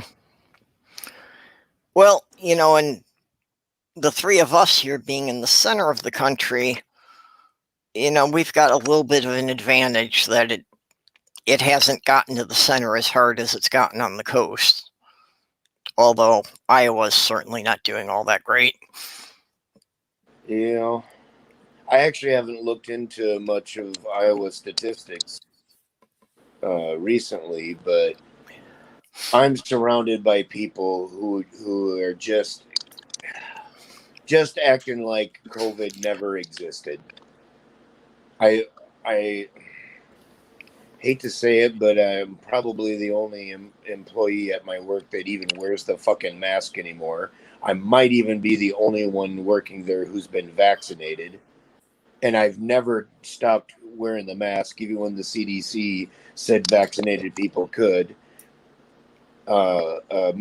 Mainly because public areas hadn't changed their policies, and my work hadn't changed its policy about us wearing masks. As far as I know, it's my work still hasn't changed their policy, but nobody's wearing the mask anymore. Yeah, we just got signs put up in our building again yesterday that they're now requiring everybody to wear masks in any public areas of the building again. Yep, and People responding? Yeah, well, I think they have to, because the last time they put up those notices, they said it would be a lease violation if you didn't, which means you're threatening eviction if you're walking around in the corridors without a mask. Yeah, I don't know if they can do that legally. I'm not sure. Probably they can't really call it a lease violation, because if it wasn't, spelled out when you signed the lease, they can't really make it retroactive. Yeah, but exactly. But it certainly scares people. Lease law is a different animal, and I mean all over. Well, it's what is it called? It's not double jeopardy, of course. I can't remember the legal term of when they write a law or make a rule in a contract after it's been signed. That you can't do that. You can't just add conditions. Yeah, you can't make it retroactive. Yeah. Well, there is one consideration. If it's in the lease, that there's a vague enough thing where it's like, I mean, a lot of leases have things like specific crimes, illegal things, like like no like no drugs. You know, if they can say in a pandemic situation, especially that you are causing a threat to the well-being of the other tenants, you know, they could have something in the lease vague enough to where that specific thing applies at the time. You know what I mean? Yeah, they could try to push it in under that if you're creating a health risk to the other tenants in the building. Well, and Because like with any law, it all depends on how the law has been written and yeah, how analyzed it can be interpreted and all that kind of stuff. Yeah, then it would pretty much be up to, a judge or a hearing official to decide whether or not. And so if it has that kind of Yeah. language and it's in the lease, well, then they can do what they want. But if they don't have something that fits that, if their law is specifically, if you do this, this, or this, you're out. No, they can't just add something to that list. Right. You're definitely right. They can't go in and say specifically, you know, added to the lease after you signed it, after you lived there for 10 years. You know, they may be able to make you sign a new lease, a revised lease, but they would have to they would have to have your agreement before they could enforce any new rules. Um, but like on the other hand, you would think most any apartment building is going to have some kind of public health thing written into it, and because there's more ways to risk the lives of everyone Yeah, I than see, a I've never pandemic. seen, You know, I've never seen a clause like that in any lease I've ever read. yeah. I don't. I'm straining to remember what's in my lease because when I signed it, the landlord, you know, like him and his assistant and myself, we went through it. You know, he made sure that, you know, he read it out loud to me while I read it in front of me. He's probably legally obligated to make sure I'm informed as to the rules. And I don't recall any like vague public health thing, but yeah, I don't know. And there might even be just yeah. Yeah, lease violation is one thing, and there might even be broad, you know, tenant laws just based on where you live that you have to obey too. And it wouldn't necessarily be a lease violation, but I don't know. I don't know how all that legal stuff works if it's assumed that when you sign any lease you agree to certain um whether it's just city ordinance or county or state Yeah. laws Well, when you since sign this any lease. since this building does have Section 8 approval, I think there may be something under that, that basically in rather vague terms says something about if you're doing anything that would endanger other occupants of the building, Well, here's one thing. because there's a lot of, elderly and disabled people involved. Yeah. Well, and here's one thing. Just last week we had a mandated by the city inspection. And I think they were just inspecting the fire system. You know, the smoke alarm, you know, alert system. Because all dude did was walk in and look at my smoke alarm on the ceiling, and he said, "Okay, I got what I need." Yeah, actually, He was there 10 seconds. last week But we just had them come through and do inspections of all the units like that. And basically, yeah, they checked that nothing was blocking the sprinkler heads, and they pressed the test button on all the smoke alarms. Yeah, this guy didn't even touch mine. He would have needed a step ladder. He just walked up, looked at it, and he's like, "Okay, got what I need." Um, and and that would be probably an example of something that's not necessarily in the lease, but it was a city mandated thing. So,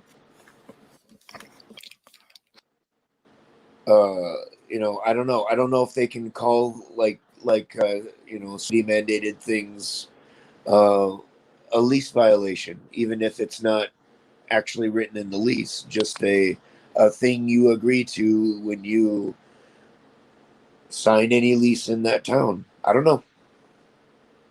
I'm not a lawyer. Yeah. Well, and that's even in a lease. There's a bunch of things in there that may or may not be enforceable. And again, it would come down to who's hearing the case. Yeah.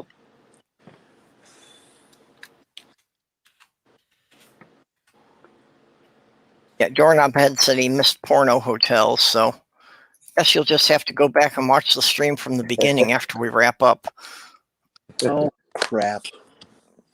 They just opened another flash flood warning for my area. Oh, shitty. My town is prone to flooding too. Now, see, I find that so strange because, Jenny's just like a couple hours south of me, and they're having problems with flooding while, these two counties are in a serious drought. I Well, mean, but I'm in a real different area geologically. yeah, Than you are. It's real different. but they've actually closed the hydroelectric plant on the Mississippi River because the river flow is too low. Well, okay, I see. Weird. Yeah, so I kind of wonder what other rivers feed into the Mississippi between here and there. Well, I know that there's 7 right in my specific area. That's probably it, that you've got so many rivers coming together in that one spot. The Coulee region of Minnesota, Wisconsin, Illinois, Iowa is these areas where there are all these bluffs. They're 600 feet high, and they fall down into these V's, and every one of those V's has a creek that is feeding a river. And it doesn't take much, even if it makes a mess over in the western Luni Valley area, for it to suddenly flow down to my area. Yeah. So it's just the way it's built. Yeah. No, actually, yeah, we're not even on the Mississippi here, rather. This is the Sauk River up here. It feeds into the Mississippi a little further down. Mm-hmm. Where I'm at, we're right on the Winnebago River, and that's where we usually get our flooding whenever it's heavy rains in the north. Stuff happens in Minnesota. it runs all down there, and we get flooded. And I think it was 2008, we had some pretty bad floods, and that's when I got displaced from the house I was living in because it got flooded. Although when you get to what is the Fargo area of the border with Dakota and Minnesota, shit will run north from there up to Winnipeg.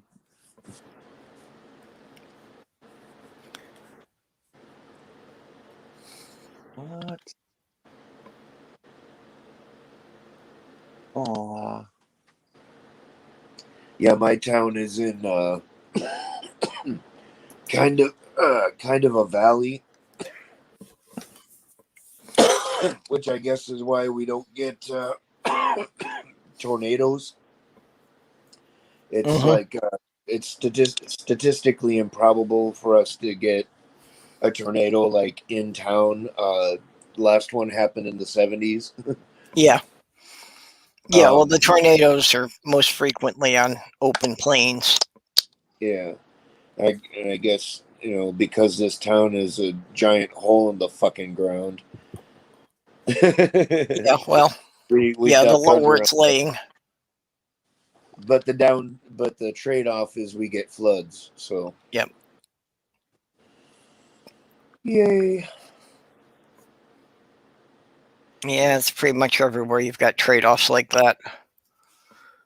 I used to go back and forth with my cousin on Facebook because she lives down in Florida. So she would send me things about, why do you live where the air hurts your face? And I would send her reports about, alligators eating household pets and people. Yeah. Yeah, and cockroaches on the trees outside year round. Yeah. And yeah. Yeah, 3-inch long insects. That was one of the big ones. That when it gets below 0, it keeps the insects down to a manageable size. We really Yep. don't get much of anything in the invertebrates that's more than 1 inch long up here. Yeah, and quantities. Yeah, what are the biggest insects around here? Just pretty much a walking stick and praying mantis. And they're both harmless. Yep. Yeah, we do get a couple of larger spiders. Yeah, but not 3 inches. Nothing like that. Well, we get orb weavers whose leg span can be as much as your hand is across. Some of the garden spiders, those yellow and black things, but they're harmless. Yeah, the yellow and black striped ones I know as wood spiders, but yeah, they can get to be like a 3-inch leg span. Yeah, we get those. I don't think they're completely harmless. They're not venomous enough to kill a person, but I think it would hurt like hell. Probably similar to belong to a wasp sting. They're never going to bother you. They have no desire to go in the house. No, but in my line of work, I wind up crawling under houses a lot. So I think I've been bitten by virtually every species of spider that you can find in Michigan or Wisconsin, Wisconsin, or Minnesota. Well, because I'm going into their territory. I understand that, but, it's a requirement of the job. The spider that always upsets me are those ones that make that funnel web in the corner of whatever. They get, they'll get leg span and everything inch and a half, and those big furry dark bodies, and they're really fast, and they just freak me out. I really can't deal with them at all. Those are an instant kill if I see them in my house. I get kind of freaked out by those jumping spiders, just because they move so quick and they can cover a pretty good distance in a jump. Which ones? Those little black and white ones? Yeah, the little zebra striped leaping spiders. Yeah, yeah. They don't. Just because the way they move, they can startle you. I think they're cute, so they don't. Yeah, they're harmless. The only spider I've really had a serious reaction from, even from a bite, was when I got bit by a black widow, and that actually got me, dizzy to the point of feeling that I might faint. I didn't quite faint, but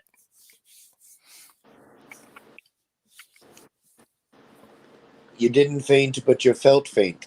Yep. Yeah, I definitely felt like, if I don't sit down immediately, I might hit the floor.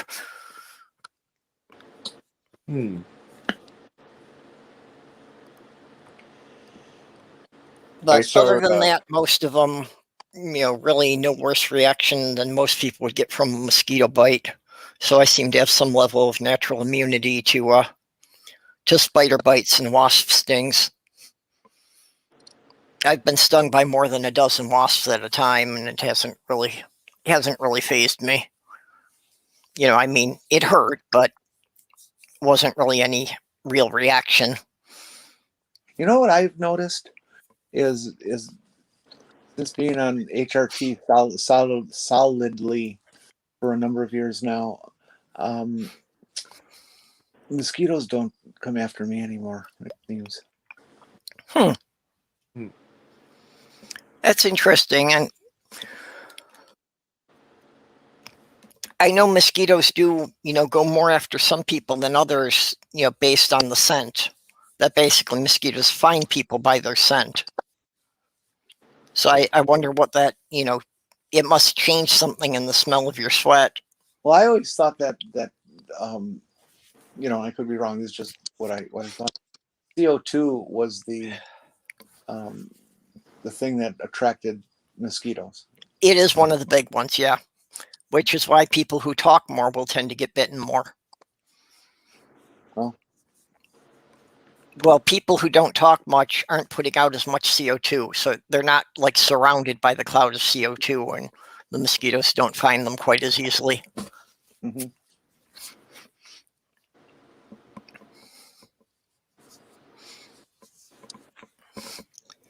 Which is also why smokers don't tend to get bit, because basically the smell of the cigarette smoke throws the mosquitoes off.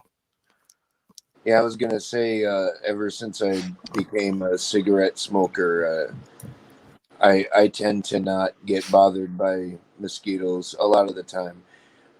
Sometimes they do still get me though, and I'll get wicked huge skeeter bites.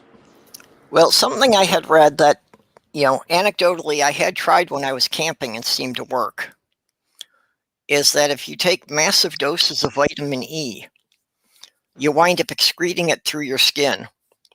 And apparently that's another thing mosquitoes don't like the smell of, so they tend to leave you alone. Interesting. So I did find that when I was camping, that if I took a couple of vitamin E tablets every day, that the mosquitoes were not bothering me in the evenings as much as they bothered other people. Now me, I fucking sweat like no human should ever fucking sweat. Like I projectile sweat. Like I look like a You're fucking showering the people sitting on either side of you, huh? That is actually, I mean, it is actually almost true. I jokingly say I projectile sweat, but like it'll gather under my chin, and if I lean forward, the shit will run forward, and I'll see little streams of sweat shoot out. So it's almost true. Yep. I inertially sweat, maybe not project. Well, it's a projectile, but it's inertia, not anyway. Well, you can always shake your head and it'd be like a dog slobbering, right? Pretty much. I definitely can like spray people with motion, but so like if I just like downed tons of freaking vitamin E and just like hung out or went camping in the summer, I'd probably be perfectly fine because I'd be constantly drenched. I mean, like especially when I've shaved my head and I'm really getting my good sweat on. Sometimes people are standing there watching me just gush, and I'll do a pantomime of using a flour decanter and pouring it over my head, and it literally looks like water's coming from nowhere and just pouring on me. It's like a pantomime that has like a physical result.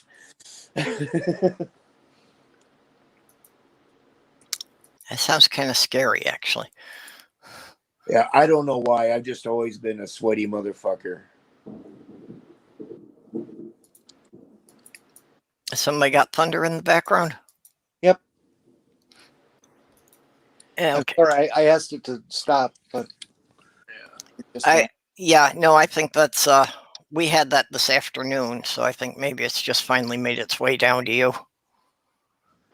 Yeah, we had it running here earlier today. Yeah, we did have it raining most of the day, which, like I say, here was welcome. The lawns were dying. So we had a pretty good series of thunderstorms for a while. Going to my doctor's appointment this morning, I had the windshield wipers going at high speed.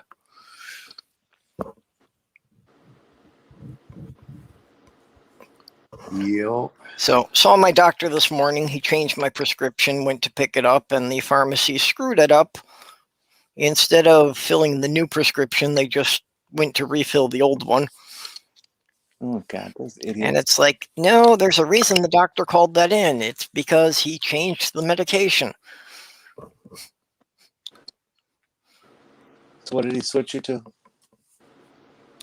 Well, he just wanted to try a different brand of hormone patches because I've been having bad skin reactions to them. I've been like getting big red spots. Huh. So apparently I'm reacting to the adhesive. And he just said, that a different brand is the same medication, but they use a different adhesive. Yeah, well, which is which? Which one are you on now? Well, let's see what I gotta look at the box. The one that I was on was Mylan, Okay. and that's the one I'm having the reaction to. I forget what he said the name of the new one is.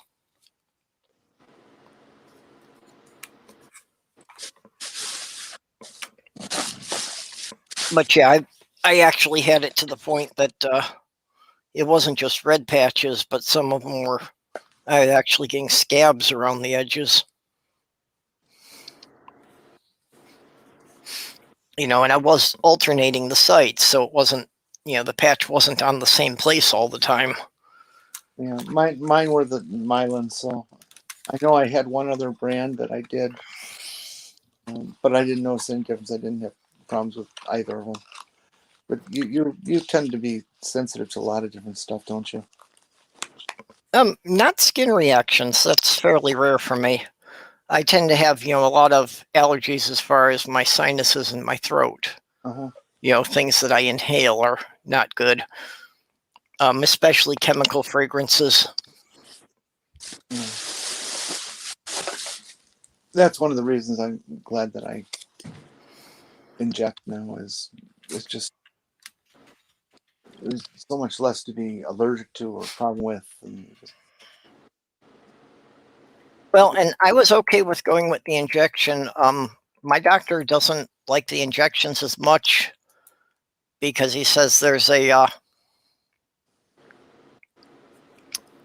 higher incidence of blood clots, especially in patients over 35. Oh, that's bullshit. It's the exact opposite.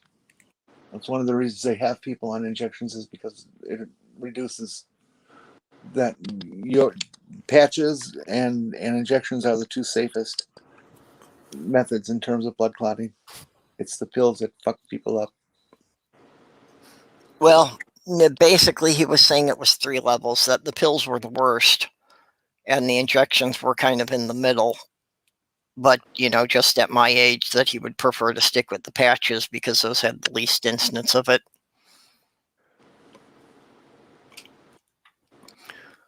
So, yeah, we'll try the next ones. We'll see how those work. Doorknob head, what hormone injections are you on?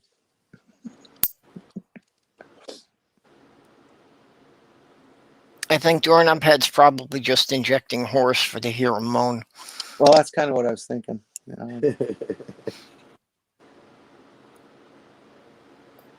I have to get me some of that dewormer. I think I got worms going. Did you see that one? I posted it.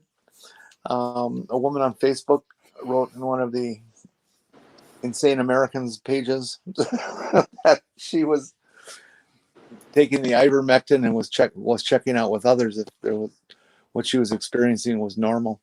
And she says it was something along the lines of, "Gee, I'm taking the ivermectin and blah blah blah, and I went to the store and shit myself in the store. Is that normal?" I think it's just the early toxins coming out.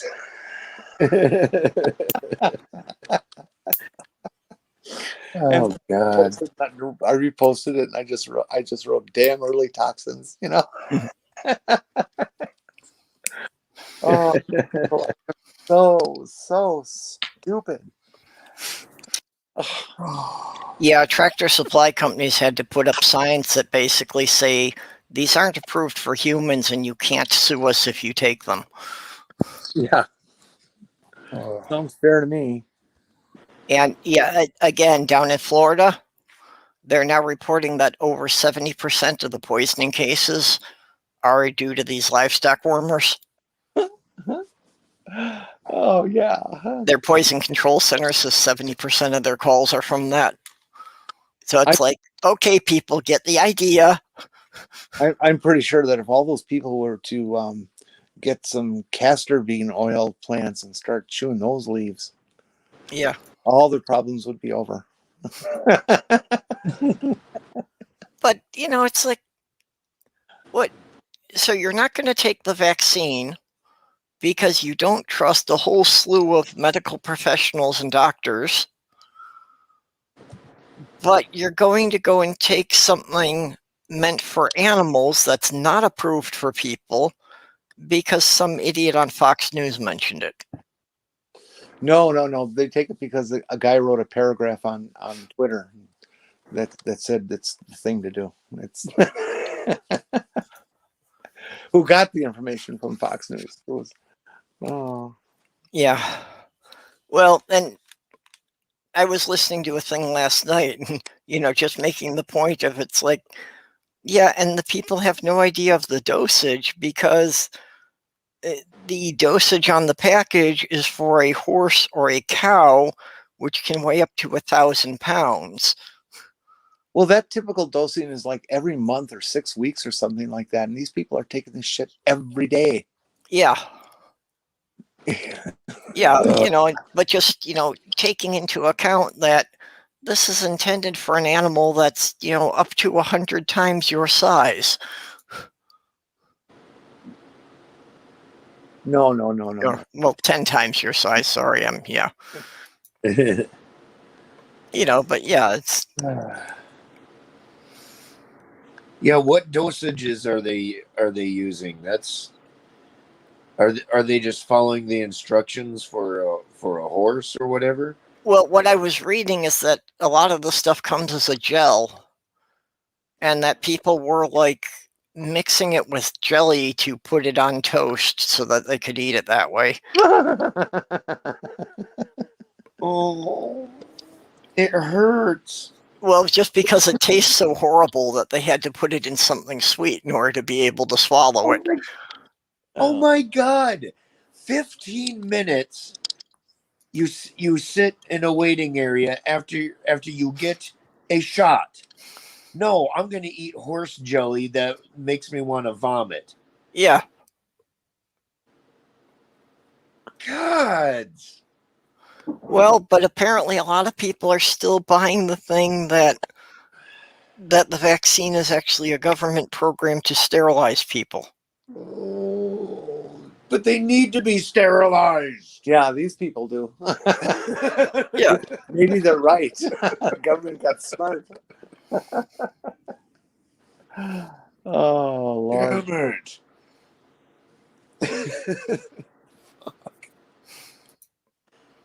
And this stuff is has been starting to make me cry. I watched that 12-minute segment. I think it was, what was it, the New York Times put together of the insurrection, right?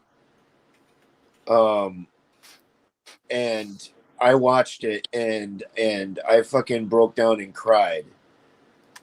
Not because it was sad, and there was, a couple people that died. That's sad too. I would shed a tear for that. But what was really making me cry was just the sheer stupidity of it all. It was so fucking stupid. It actually just made me cry. It's like you can only roll your eyes so much until it's like starting to cause me mental distress. Yeah.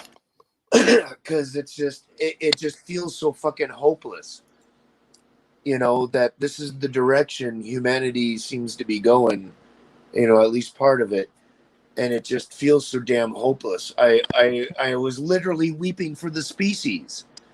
Well, I hate to be a broken record, but society forces me to. It's not what society has turned into. It is what the right wing has. Yeah. Certain groups of people, most certainly, yes.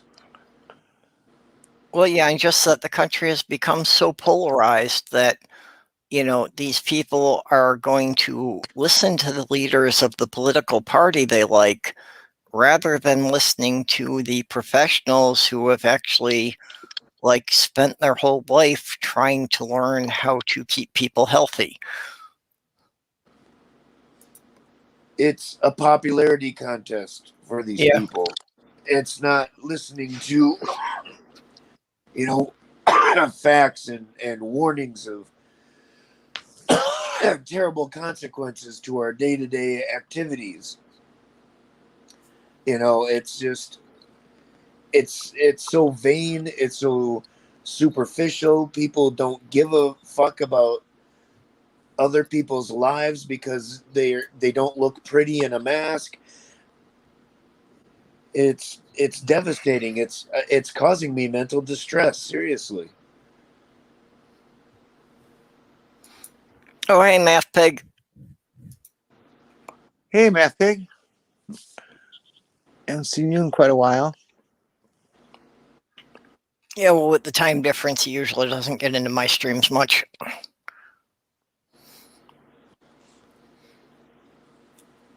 Yeah, I'm doing a stream later with an evening stream later with Jen from Australia. Of course, for me, it's 7 a.m. for her, it's a lovely afternoon prime time kind of thing. Yeah, I don't see much of the Australians because I'm just not up at that hour of the morning. And yeah, they're all like 13 to 15 hours ahead of me. Yeah, so I spent most of my Thursday here sleeping so I could do your show and then. Doorknob Head's got it. Let's see here. Lemmings be watching and say, Yeah. damn, these humans are stupid.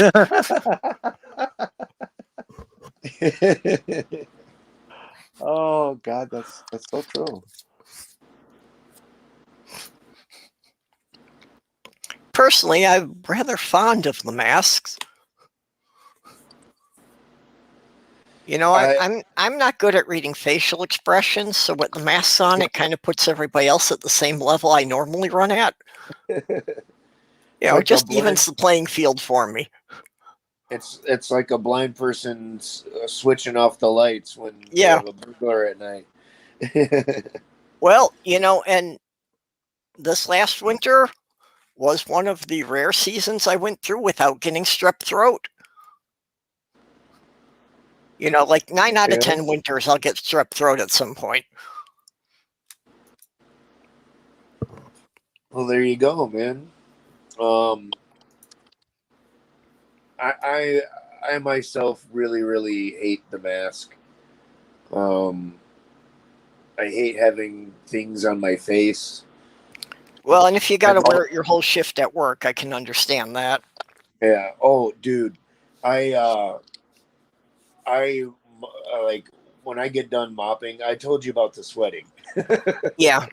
When I get done mopping, my mask is completely soaked and dripping. You can wring it out. Oh, I take 3 masks with me when I go to cardio rehab, and I have to change them in the middle. We have masks that are like the disposable, medical looking masks at work that that we are able to use or hand out to guests if they want them. Nobody fucking touches them, so there's a huge stack of them sitting right there all the time. Mm-hmm. Sometimes I switch to that when I can't use mine anymore because it's flooded. Yeah, well, like I said, I just generally don't seem to sweat as much because, I tried it. That I've done the treadmill for 20 minutes with the mask on, and it's like, yeah, it gets a little hot. The mask gets a little damp, but still not a serious issue for me even with that. Then you're not working hard enough. Faster, more angle. Well, that's I keep randomly changing the incline and changing the speed up just so it doesn't get the same too long, but generally running at a speed of 2 to 3 miles an hour. So, it's not a run, but it's a good walking pace. I noticed a few weeks ago that there's a Bluetooth symbol on most of the machines in the cardio rehab unit, and for just shits and giggles, I went onto the App Store and punched in the company name of the machine, exercise machine, and son of a gun, there's software that you can download that ties into the machine.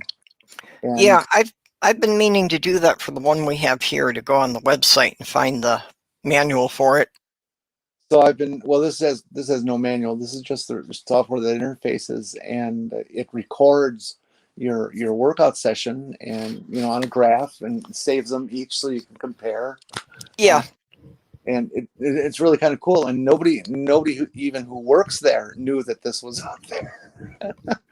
And they wanted you to report in your numbers for the day, and so I just whipped this out and here, give it to them.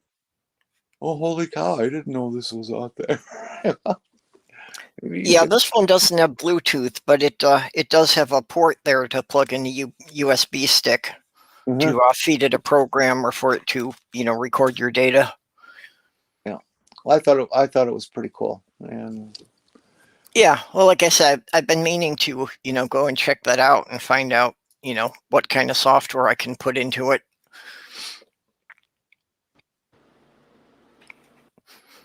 I don't And dare it would use be a nice just to treadmill. have something that would be charting my progress every time I use it. I don't dare use a treadmill. Once the track gets completely soaked with all my sweat, I'll slip on the damn thing and break my face. That would definitely be a hazard if it gets wet. Yeah. I can't use a treadmill because I can't walk well enough. But what they put me on is the machine called a new step, which simulates the walking movement, except that you're sitting down, and then has these various resistance settings on it, and counts your how many miles you've gone, all that. Yeah. So it's like the foot pedals with an elliptical motion. No, it's not even foot pedals. It's there's foot platforms, but there's no elliptical or circular movement to it at all. It's strictly a back and forth Okay. motion like you would when you step. Yeah, it's just a linear thing. Yeah, Okay. yeah, and it's pretty neat. And I've been doing intervals, and I've gotten it up to like the setting of 7 for resistance. And, yeah, it's just one of the random perks of this building that they happen to have a treadmill and a stationary bike upstairs in one of the public areas. That's kind of neat. I've been riding one of the stationary bikes too, and that, boy, I couldn't believe how difficult that was at first. Yeah, I was in really, really, really bad shape. Yeah, I've tried, and it's like when I was younger, I used to bicycle all over the place, and I'm like, how did I manage to do that? Yeah. Yeah, if you're young out there in the chat, don't let yourself get into this shape. Exercise and stay in good shape to begin with. If you are under 30, stop aging now. Yeah, exactly. But I have to admit, a couple things that have been just a big surprise is I've grown to enjoy it. Yeah. To actually enjoy exercising, and I miss it if I don't do it. And I'm frantically trying to figure out ways to continue working out after the cardio rehab is done. You only get so many sessions with them. And I'm not one of those people who has enough money to afford a health club or anything like that. Well, you just have to drive up here and use the exercise bike here. Yeah, that's what I'll do. That'll be cheaper than a club. It's only a 3-hour drive each way. Yeah. What the fuck? It's 10 gallons. No problem. So well, Or you save doing the bike and you just bicycle here every day. Well, I got this bike, and I am still having a problem with balance, and with my osteoporosis, I cannot afford to fall over. Yeah. I will kill myself with breakage. So my nephew is donating a stationary thing, some triangular shaped thing that bolts to the rear wheel and turns it into Oh, a stand to make your regular bike into a stationary bike. yeah, and it's got various resistance settings and stuff like that on it. So that takes the balance question out of Yep. the issue. Yeah, well, those can be good. There it is. One guy I saw, one thing I saw online that a guy really took that to a genius level, that he hooked up his exercise bicycle to a generator and plugged the TV into it. So he could only watch TV as long as he was pedaling. If he stopped pedaling, the TV shut off. Mm. So that was his motivation to keep going, that he couldn't watch his shows every day if he didn't keep going. Mm. That would work.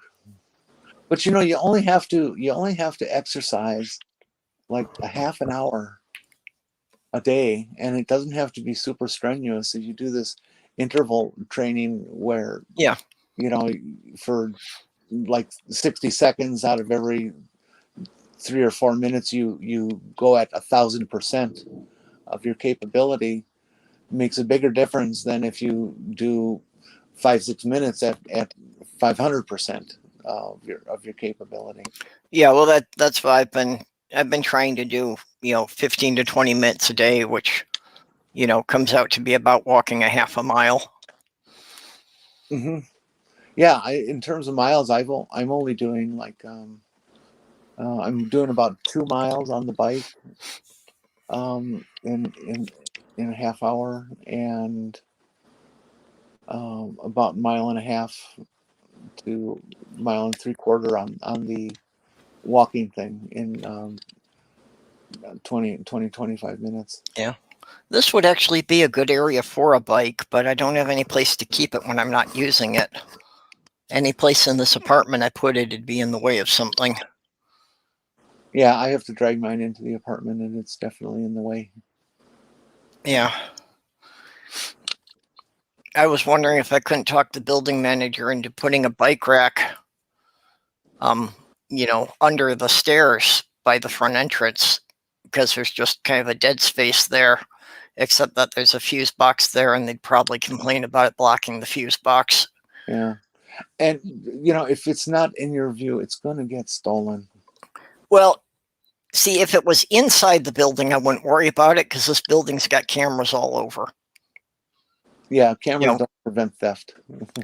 Well, cameras don't prevent theft, but if something gets stolen, the building manager can look at it and tell you who stole it. We don't have packages going missing at all. Well, The delivery drivers just leave the packages in the front lobby, and we've never had one go missing the whole time we've been here.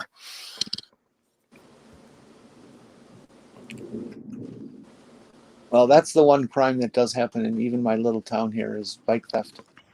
Yeah. Well, and that's why, there's a bike rack outside, but yeah, I wouldn't leave it outside overnight. Even locked up, I don't think it would stay there. I think somebody could come along and cut the lock. And my bike is so pretty, everybody would want to steal it because Yep. it's so pretty.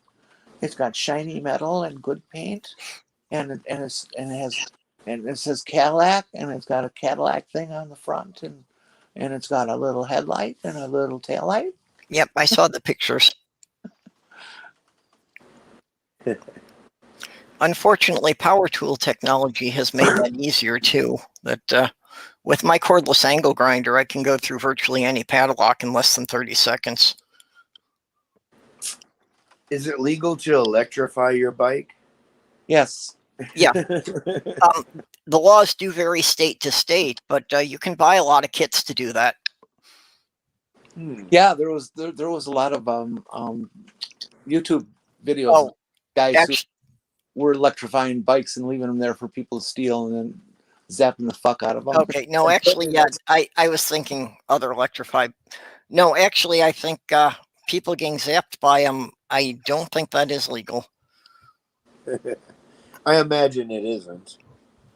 Yeah, Well, because there have been various cases of people setting up burglar traps and that, and generally the courts have said that they were still liable for people's injuries. you know, I mean, maybe you can get away with it if it's like, less than, equal to or less than what you would get out of your household, wall socket, Yep. which is generally not lethal. Well, I can attest to that. I've been zapped so many times in my life. Well, you can take a 9-volt battery and you can generate 80,000 volts DC at damn near 0 amps. And that will definitely get someone's attention and off a bike. With a couple little electrodes on the seat. That's definitely going to wake them up. Yeah.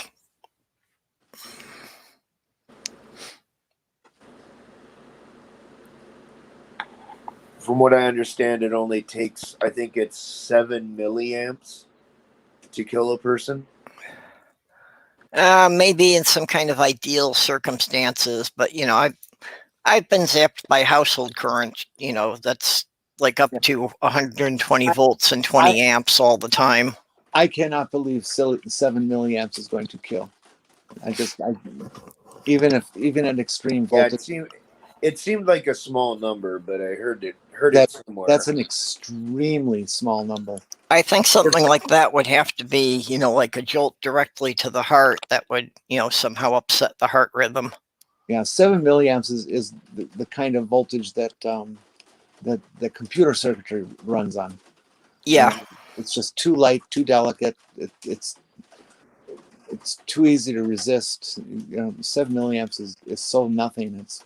Yeah, I would think that you would get more than that just, like holding a standard flashlight battery to your tongue. Oh, yeah. I'm sure you would. now to think about it.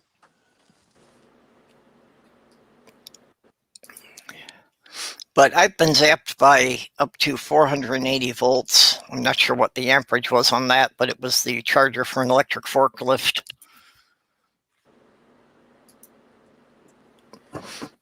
Yeah, I'll definitely have to Google how many amps it takes to kill a person. I'm sure that won't draw the attention of any authorities. That's a good safety oriented question. Actually, yeah. And that is my interest. I'm not looking to build a device that's going to deliver a lethal shock. I'm just looking to learn what it takes. It might come in handy someday. Well, it's a matter of phrasing. So I tried Googling how much current can a person survive. There you and go. Actually, the first thing that comes up isn't too far from what Doc was saying. Really? Yeah, that's saying a current of less than 10 milliamps can paralyze or freeze muscles. Oh, that's not killing. Right. Yeah. Well, unless it's the heart, if it, freezes the heart for too long. But yeah. Okay.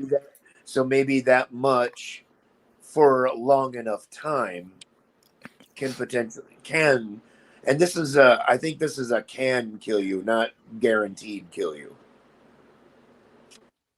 It just depends on what happens and Well, I would think what it does to your body. To kill you, it would have to be directly across the heart circuitry. Yeah. Yeah, well, that's generally what kills somebody. If you got is basically if they're like hold the wire in each hand, so it's going directly through the chest, so it goes right through the heart. Yeah. That's generally what kills people. Yeah. Or like if they're standing in a puddle, and they grab a hot wire. So, either way that it's going through the chest. If you got 2 electrodes and they're on the same finger or even 2 different fingers, I just can't see the path of electricity going anywhere near. Yeah. Because electricity still tries to take the path of least resistance. And it's closer to go, a loop around 2 fingers than to go on up to the heart and then come back to a finger. There's just no reason for it. It's just That's not the way electricity works. But if you got something in your hand and you're standing in a puddle with your other foot, you got trouble coming. But I don't know if 7 milliamps is enough to make that much passage through the body. It can certainly go across a certain amount of distance, but your body has resistance. Your body has lots of resistance. You can measure it with a meter. Yep. And resistance usually means heat. Yeah, well, that's further down in this article. It is saying that 10 milliamps or even 100 milliamps probably wouldn't be fatal, except that the heart has a very low resistance.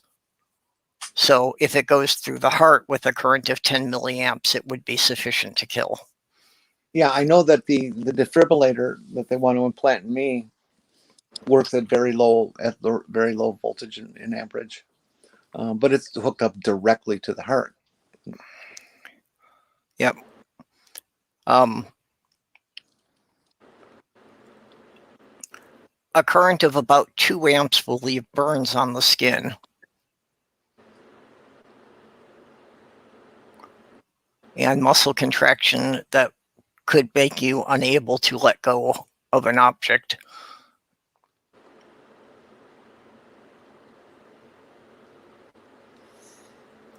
Yep. I wonder what the rating is on a taser, on an official police taser. That's a good question. Yeah, but it goes into a chart here that basically comes down to you probably need to be getting close to 10 amps before it's likely to be fatal. That still doesn't seem like a lot. Well, it's still well within the range of what you get out of a household outlet. Well, household outlets are generally 15 to 20 amps. Think about what you can, to understand how much power that is. Think of what you can push with 10 amps. Like electric fans and motors require like a minimum of 10 amps. We're talking house fan size and stuff like that and bigger. Yeah. A vacuum cleaner is a good 10 to 15 amp draw. A hair dryer is up in the 20 amps, but those are heating coils versus the fan that's really eating it up. Okay, a police taser puts out 50,000 volts, which depending on the model has a current of between 2 and 3.5 milliamps. Well, that's amazing. 2 and 3.5 milliamps. Yeah, at 50,000 volts. So that's why it has the paralyzing effect, is because it's such a high voltage. But then it's not likely to be fatal because the amperage is so low. So, why couldn't you attach that to a bicycle? because I don't think it's legal in a lot of areas for civilians to have that taser. And you can even buy that circuitry really, really cheap. Just go to the drugstore and buy one of those disposable cameras with 12 pictures in them and take it apart for the flash assembly. Yep. There you go.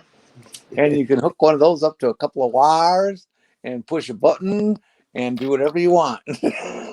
Well, yeah, all you really need to build the taser are a couple of resistors and a couple of big capacitors. You don't need that big a capacitor. That's the danger. There are big capacitors that will kill dozens of people all at once. Yep. You don't need that big of a capacitor. Well, see, actually, I did design a system like this at one point. I knew I could never actually build it. But, I put it in one of my stories that I had designed the HARP system, the Highly Aggressive Residential Protection System. Basically, the idea was to put a little turret with a taser gun covering each window and door. so that if somebody came in, it stunned them, and then a robotic voice instructed them to lay still, because if they moved, it would step up the voltage 10% and hit them again. So their best course of action was to lay still until the security guards could respond.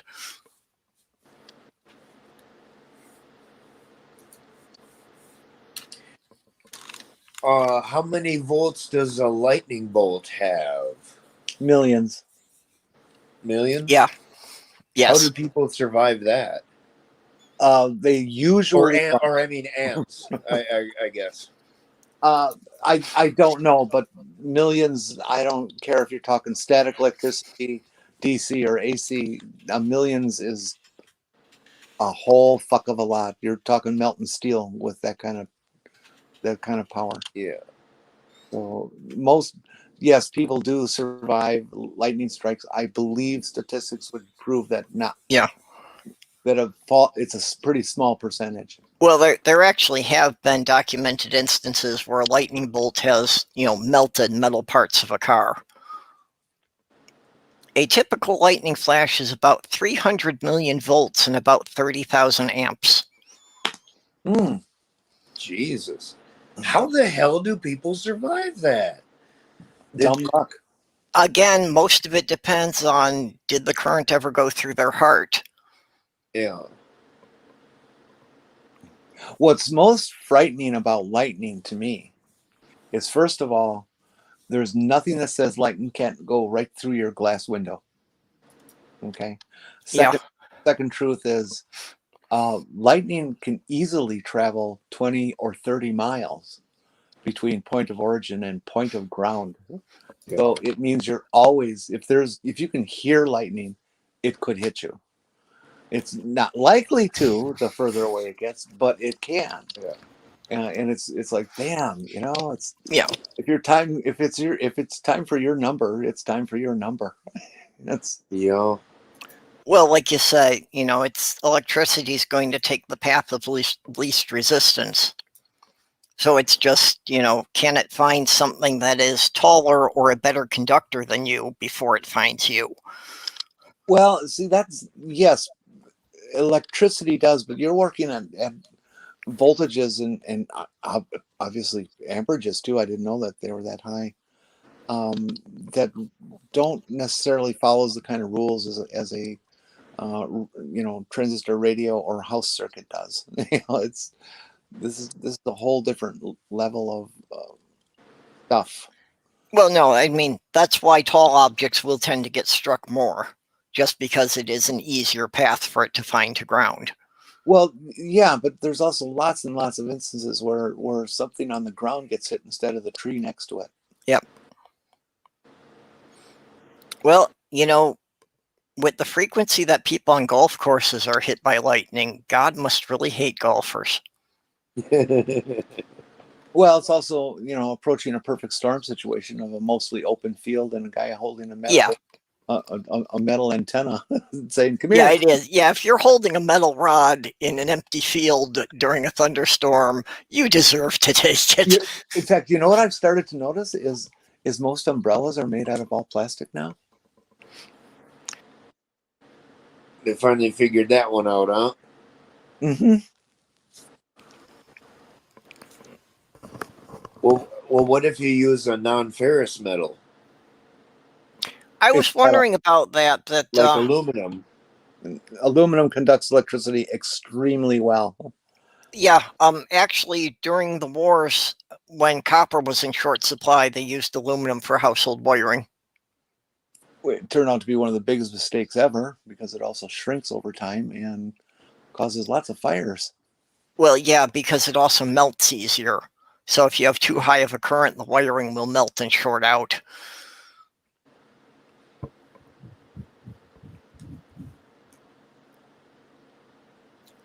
What about these ceramic alloys?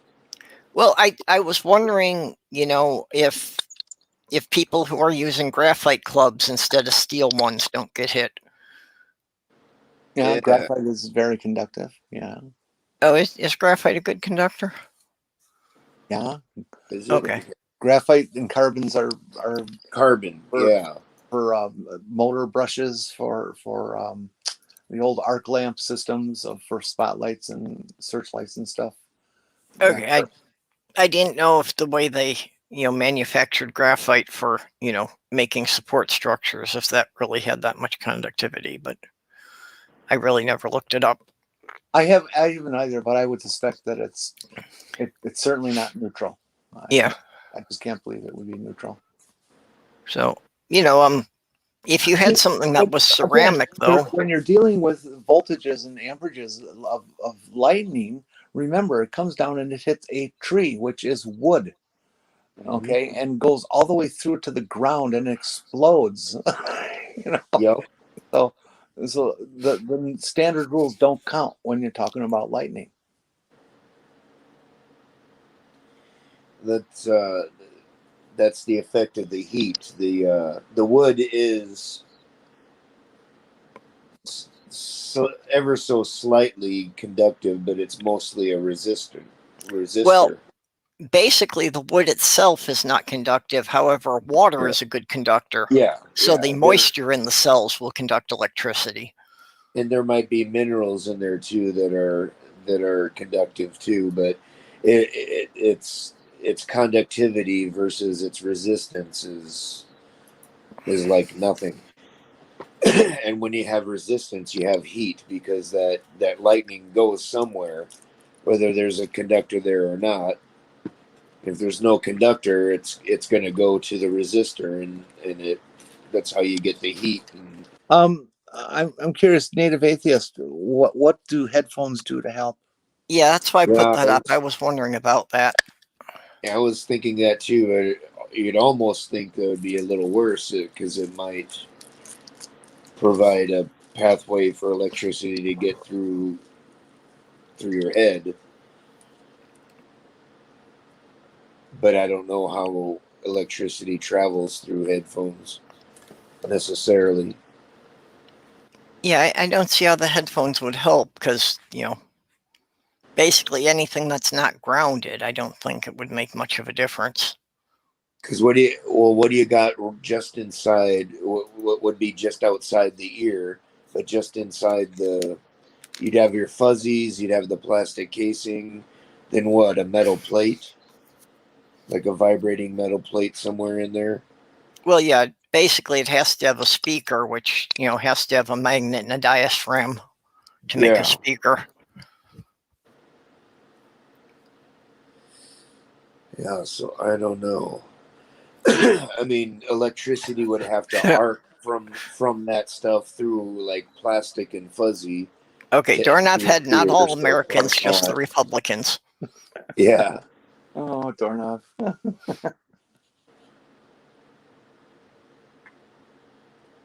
Yeah, knock some sense into some of these people. Doorknob, I'm so glad that they didn't have you exterminated when you were a child. It's really good that you escaped. Okay, I gotta step away for just a moment. I'll be right back.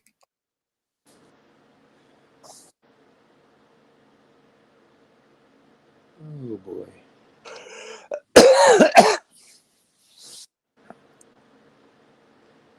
Well, this has been an interesting chat. We've covered a whole lot of topics, haven't we? Sure. I can't even remember them all. We should. We did some geography. We did some. We could talk about murder hornets. Apparently, they found more murder hornets in Washington. Yeah, I heard they're not actually much of a problem. Well, directly for us, but they're coming. I don't know if they're are they affecting the ecosystem? Is that the deal? Like are they wiping something out, or? Well, they're apparently one of their favorite games is honeybees. Okay. And that they can wipe out a honeybee hive and nothing flat, or something like that. Okay, so that is bad. That is very bad. Yeah. We need honeybees. We're losing honeybees, and honeybees. in Asia know how to deal with these guys. They swarm the murder hornet and cover him up and raise his body temperature high enough that it kills him. But the bees here don't know about that, Really? and so they will be like putty in their hands, or Oh shit! shall we say, bug guts in their jaws. It's Yeah, that was the problem when they were finding the murder hornet nests in the Northwest last year. Was that one hive of murder hornets, could decimate several dozen hives of honeybees in a month. yeah. They just showed this nest that they just found that has what they refer to as a giant queen. I can imagine the queen would be awful big in a murder hornet hive, and 1,500 individuals at various stages of development. Well, the murder hornets themselves are awfully big to start with. They're like, 2.5, 3 inches long. So yeah, I can imagine for standard bees that the queen can be like, 50 times the size of the standard workers. So if the murder hornets have similar proportions, that's be an awfully damn big queen. Hey, does anybody out in the chat know how lightning detectors work? Like I can sit here in my house and I can call up on the radar map all the different lightning hits, the positions of all the different hits that have happened during a rainstorm. How does it know? How can it locate those and sense those from such a distance? How does it triangulate, or how does it work? I want to know what the sensors do, how the detecting device at location does, how it knows. I can't find. I've looked it up and I just can't find it anywhere. You ask a weatherman how does that work, and they go and they think that you're asking how it works, and well, because the system will assign where it hit. Yes, how does it know where it hit? Duh. Well, you idiot. I want to know, damn it. It's a good question.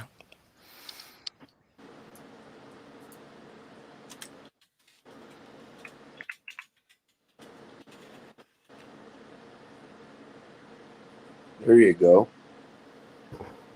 It listens for a radio signal pattern. Radio signal pattern. Fascinating. Yep. Doorknob had it here. The lightning detector system uses a radio that listens for lightning at 500 kilohertz.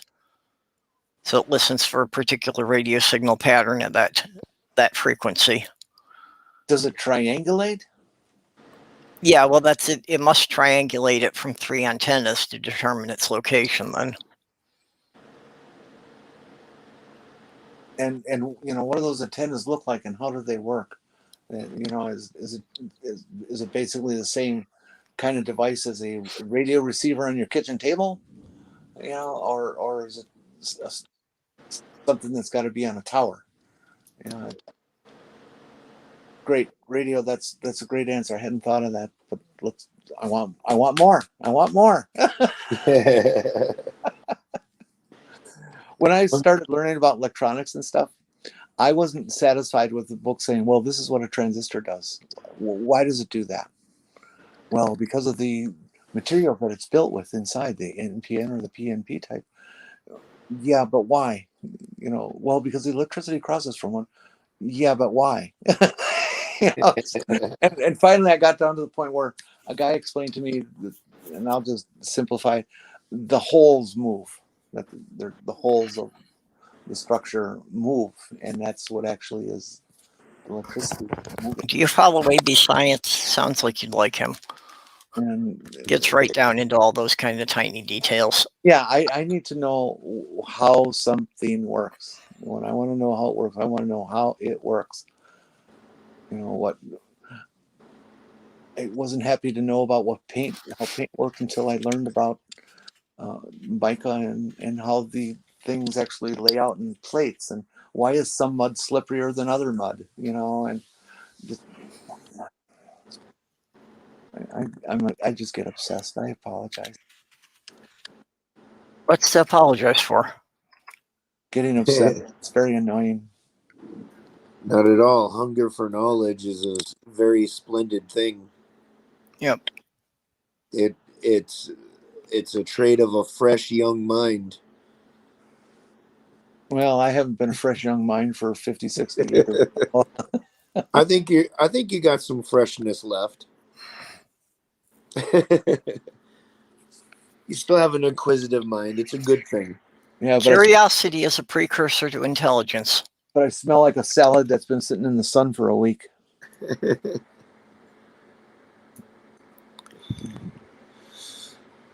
It's like my granddaddy used to say, it's not how you stink, it's how you think.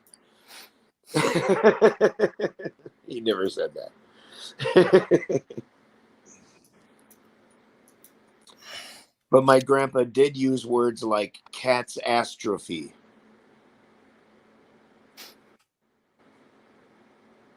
Okay. He'll be like, you got to be careful with that, or you're going to have a cat's astrophy. My grandpa wasn't particularly bright. He used to say things like "pacifically."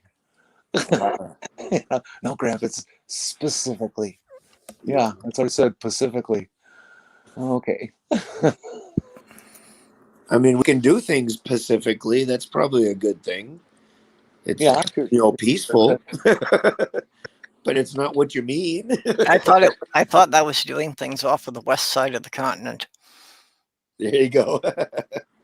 Oh, we've got a big line of thunderstorms going to hit us in the next half hour or so. Yeah, I just had a short rainstorm there. Did y'all hear my thunder? Yeah, I heard some thunder in the background from somebody. I didn't know who it was. I was trying to find you an image of the lightning antenna, but the only one I found is a really small picture. So I don't think you'd be able to see it on your phone. But is it mounted on a pole? Yeah, it's they're mounted on a pole or a tower. Okay. It looks like from what I'm seeing, it's the same kind of pole that you'd see other type of weather equipment, like the wind speed indicators and that mounted on. Mm-hmm. But yeah, basically it's like a pyramid-shaped antenna or a cone-shaped antenna Oh, on the top of the tower. that's interesting. But it's not like a solid cone. It's like several cables that it's a point at the top where all the cables join, and then they come down, spreading out to the base at the bottom.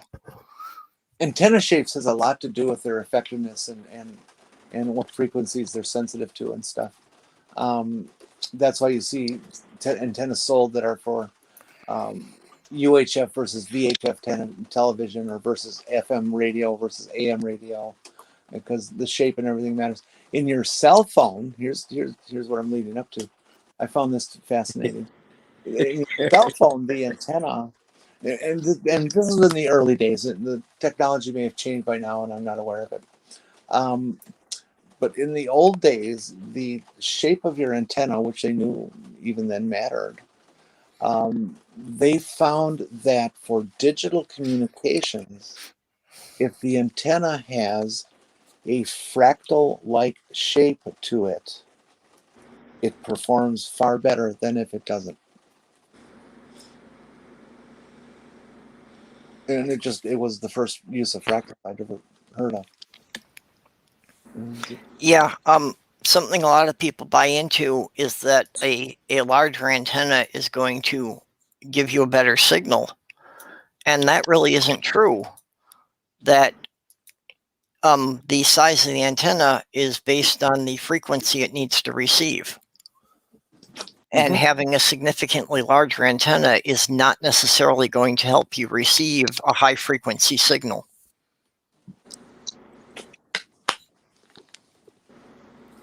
I built my own antenna for my digital TV for on air. I came across a number of articles on the net and read them all and found out which ones were legit and which ones were just bogus bullshit, and designed and built my own antenna. It works really fucking well, and it's built Well, out of copper house wiring. yeah, my roommate in New York was working for the company that was building the cell phone antennas for Sprint.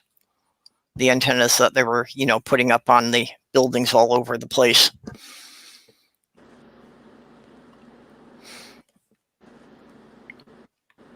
Oh, I forgot to get a drink.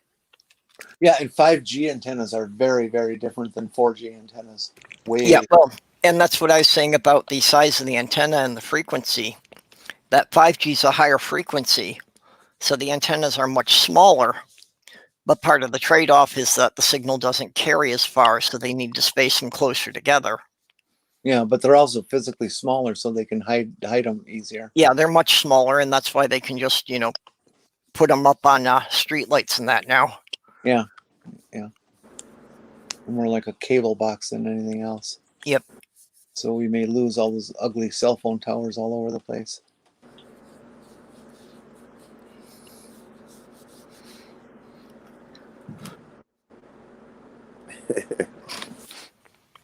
I wonder if they'll ever fill in the hole in Becker. Huh? In Minnesota here, there's a problem with coverage, and it is the town of Becker, Minnesota, which is right along Highway 10. Basically like halfway between here and St. Cloud and the Twin Cities. That, I used to work for a woman out there a lot. And I learned the time I was working out there that if I did not have line of sight on the Big Lake water tower, there was no cell phone signal. Really? That basically that one town is in this little hole in the map that there is no cell phone signals right in the town. We have a cell phone antenna up on the bluff just immediately north of town, and virtually everybody in town has a line of sight to it. Yep. Of course, trees and shit in the way and that sort of thing, but still, you can see it from anywhere in town, and we got really good cell phone reception here. I've never had a problem with it. Yeah, well, that's if you got one good central antenna, that should be all it would take for a smaller town.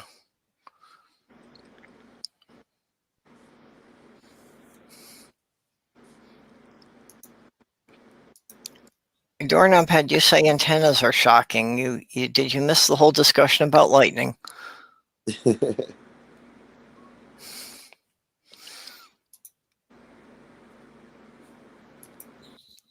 But yeah, the old TV antennas, I remember some of those things were pretty massive.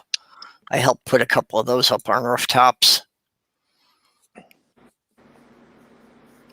I mean, some of those antennas were like, 20 feet long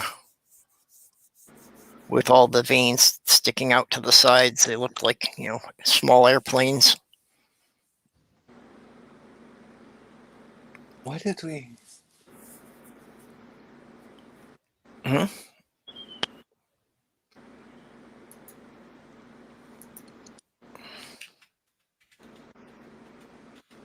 Oh, yeah.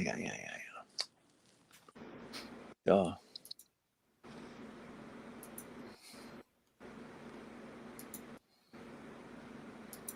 I keep hearing static like coming and going, kind of like somebody switching an old TV set from channel to channel without finding a station. Yeah, I hear it anytime that you go quiet. Strange. Yeah, I still hear it when Doc's talking, but when you start talking, it stops. Yeah, for me, it seems to stop anytime anyone's talking. But even when I had muted my mic, I was still hearing it. Yeah, I think that would indicate it's on your end.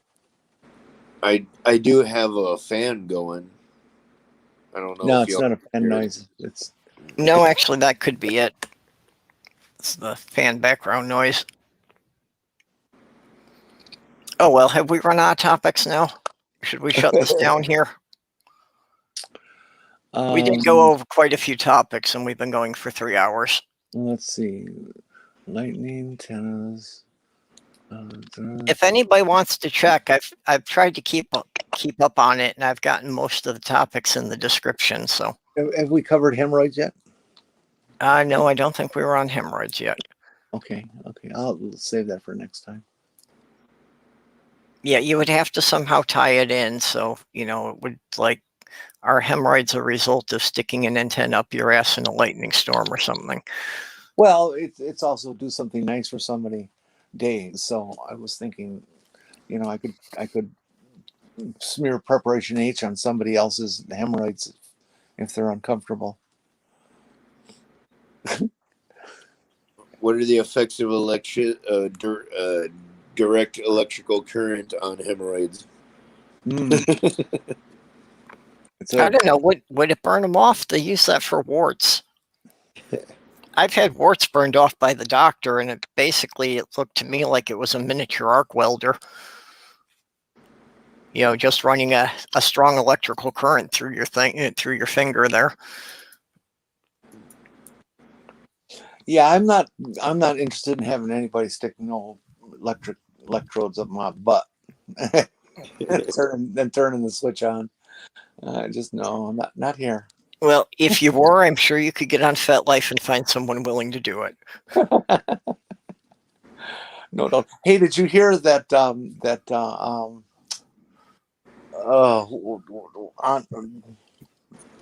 What is that site?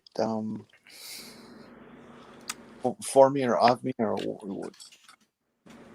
not Patreon, the porn site that everybody is selling. Oh, OnlyFans. OnlyFans, yeah. That they relented. They're not going to prevent explicit material. Yeah. My understanding was that the religious groups were like getting the credit card companies to not be able to let people send payments that way. And I think OnlyFans finally realized that if they weren't letting women post their nudes, they would lose more money that way than they would by not accepting credit cards. Yeah. I heard it was the sex workers that got together and they just got so much negative response from sex workers themselves.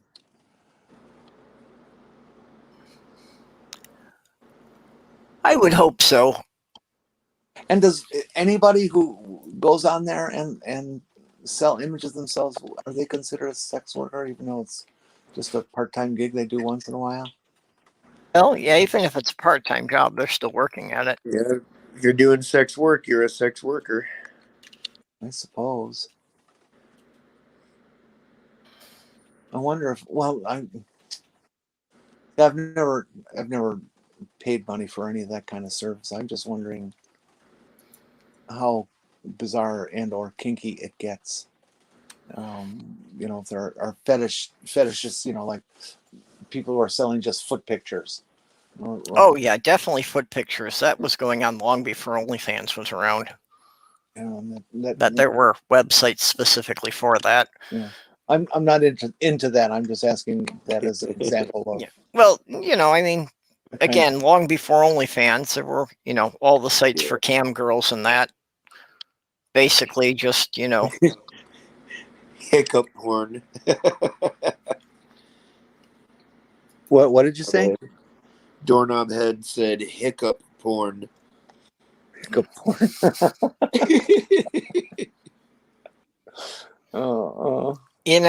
With the internet these days, yeah, you could start a website about just about anything. It's just a matter of, how do you advertise it to the people who are looking for it?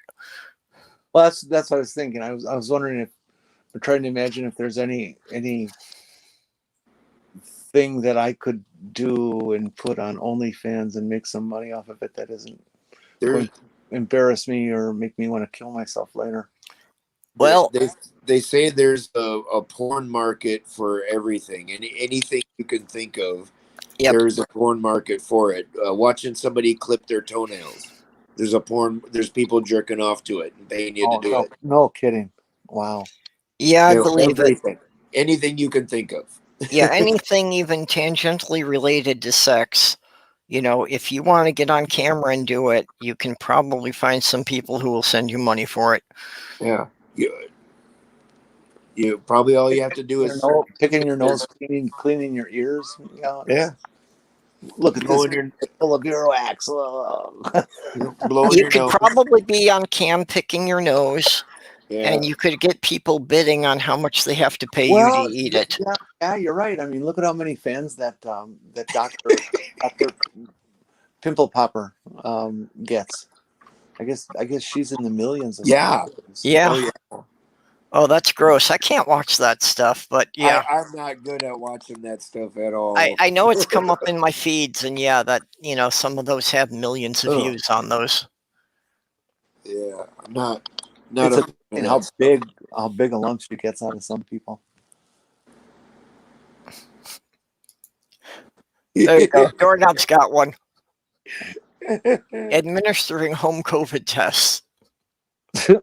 Oh. Why is the home method particularly Well, gross? no, it's taking a long cotton swab and jamming it all the way up your nose, Oh like yeah. all the way. It's the Yep. no no COVID test is a pleasant day. Why does Yeah. it have to be that way? They have Well, to get to get a good back sample, into they have to get it up into your sinuses. yeah. Ew. That's I think I don't know if that's the only way they can like find actual or find the right antibodies or whatever. They have to hit Yep. the correct Well, lymph that's node, the whatever it second is. medical test I'll never have again, then, or never have. I've never had to put a swab there, but because my frequent sinus infections, I did have them actually stick a camera up into my sinuses once. That it was on the long flexible tube. Yeah, I had that, except it was my butt. I had that done too. And Had that a few years ago because basically they say everybody over 50 needs to have that. yeah, and I won't be doing that again. Once is enough. Yeah. Okay, Aunt Jer was saying, Jenny, if they have farting porn, you can definitely make money clipping your toenails. There's farting porn. Yes. Oh, not only is there farting porn, there are like live contests of it. Yeah, and this was not even an internet thing. This was something that No. I think it was like like one of those world's dumbest sporting events or something. Well, They actually showed this, that people were having farting contests, and they were farting into a hose, a capture device with a hose, so that the judges could smell it to determine who had the smelliest farts. So smell was the criteria, not Well, it was one of them. There were like 4 criteria, but smell was one of them. or And they showed answer. the whole thing, and these people talking about how they trained for the event, that like they ate nothing but canned beans for weeks before the event. Well, I recommend they just take amiodarone. One of the known side effects of it is that it can increase your frequency of flatus. Yeah. And I can attest that that's very true. Yeah, Doorknob Head says that the test he takes just says immediately inside the nose. And I think for most of the home test, it is just in the nostrils. I think it's more the professional ones that they have to get up in the sinuses. Yeah, I can't imagine a company recommending the common lay people be sticking a stick all the way up into their sinuses. That could be a bad thing. Okay, Doorknob says that Binax Now antigen self-test has an online movie you can watch. It's a cartoon, not actual people. Wait a minute, what's that? Self-test for COVID? Yeah. Well, there you have A it. cartoon about how the self-test is taken. And you can bet there's people jerking off to it. Yep. Well, really it's disturbing. entirely possible that there are people jerking off watching our stream from last week. Aw, don't say that. I said it's possible. I don't know. Well, I was just thinking about the other day. People have, different YouTubers have all these subscribers, right? Purple, what are you up to? 400 or 500? Yeah, 470 something. And people have hundreds of subscribers, thousands of millions. You ever think about where these subscribers come from, who they are? You No, can't know all. You can't know all of them. Purple, try you not have to know. when you had 400 subscribers, you couldn't possibly know 400 people. Yep. Yeah, I So don't know who most of them are, and just as far as these streams go, I you have, know, I have we one. generally only get 10, 12 people in the stream. But if you go although back and look at the streams from a couple of weeks ago, they've got 50 to 100 views. yeah, I, and it just dawned on me I should be focusing on on views more than subscribers, because it's not necessarily the subscribers, it's Yeah, whoever watches the video. So yeah. So, just after we've all wrapped this up and gone to sleep, in the next week or so, there's going to be a few dozen more people that are going to watch this. for all I know, I've got people jerking off to my avatar because they're into one ominous glowing eye porn. I have one guy on Twitter that keeps trying to follow me, but I check every follow I get, and I keep blocking this guy, and he keeps getting new accounts, Oh. and he's always offering and presenting me with dick pics and stuff. Mm. I really haven't generally checked out the people who follow me, but I suppose, yeah, especially now with being out about being trans, that more likely to attract some weirdos. Yeah, I don't want no chaser chasing me on Twitter, and I get these fetishists. I believe they're fetishists. I don't know them as individuals, of course, who like to do a bunch of big dick pics while they're wearing women's clothes, and that's just not interesting at all. Yeah. It's why are you doing this? Well, I've seen those before too, and yeah, no interest there. I mean, I know lots of trans women who have not had surgery yet, and that does not bother me. But what makes you think I want to see dick pics about that? If indeed that's what it is, versus a fetish or something. It just well, I just don't see how anybody can send random pictures of their nudity and their privates to anybody other than their spouse or lover. Why do you want to do that? Yeah, some people are just exhibitionists. They like the idea Yeah, that someone else looked at it.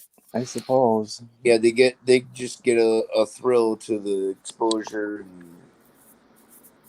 or threat of exposure. Yeah, I'm with you. That's I don't have any interest in strangers seeing me naked.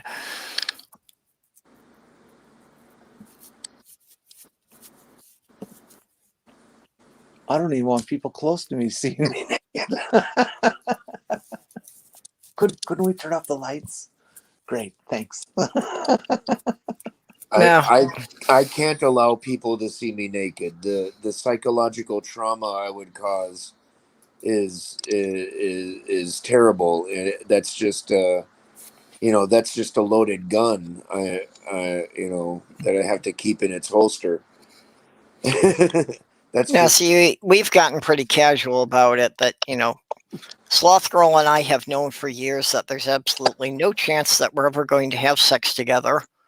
So being naked in front of each other is no big deal, and it's a good thing too, because after her surgery, I had to help her out with things like taking a shower. So,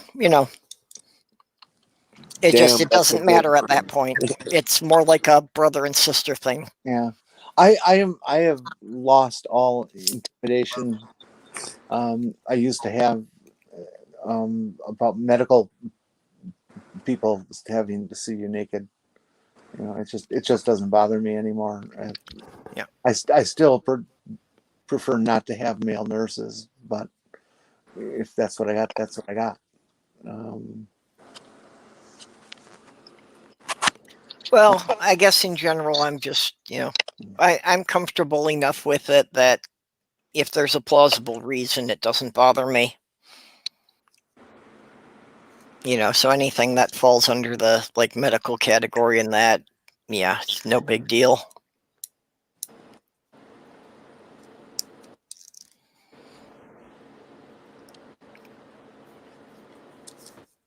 Oh.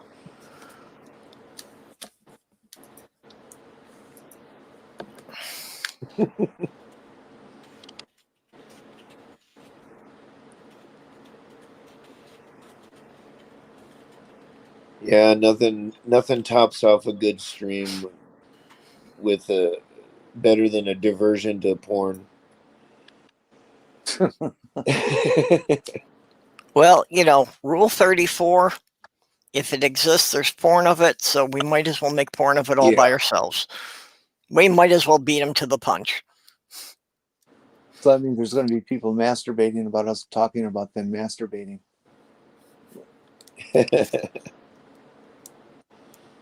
I suppose so. Okay, well, in that case, rub it faster, grab harder, faster, faster, harder, harder, faster, faster. Oh baby, Okay, Jenny? oh baby, it's coming. Oh baby, what?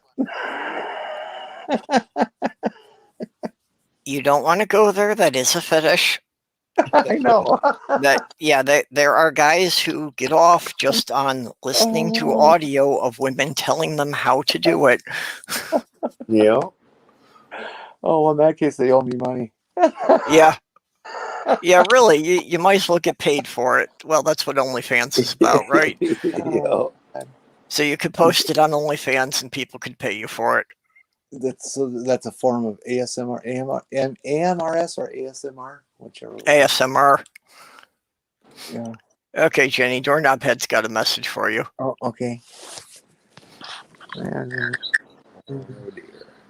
Well, I like always when I'm online, I am completely naked right now, Doorknob. It's just End of stream porn rub.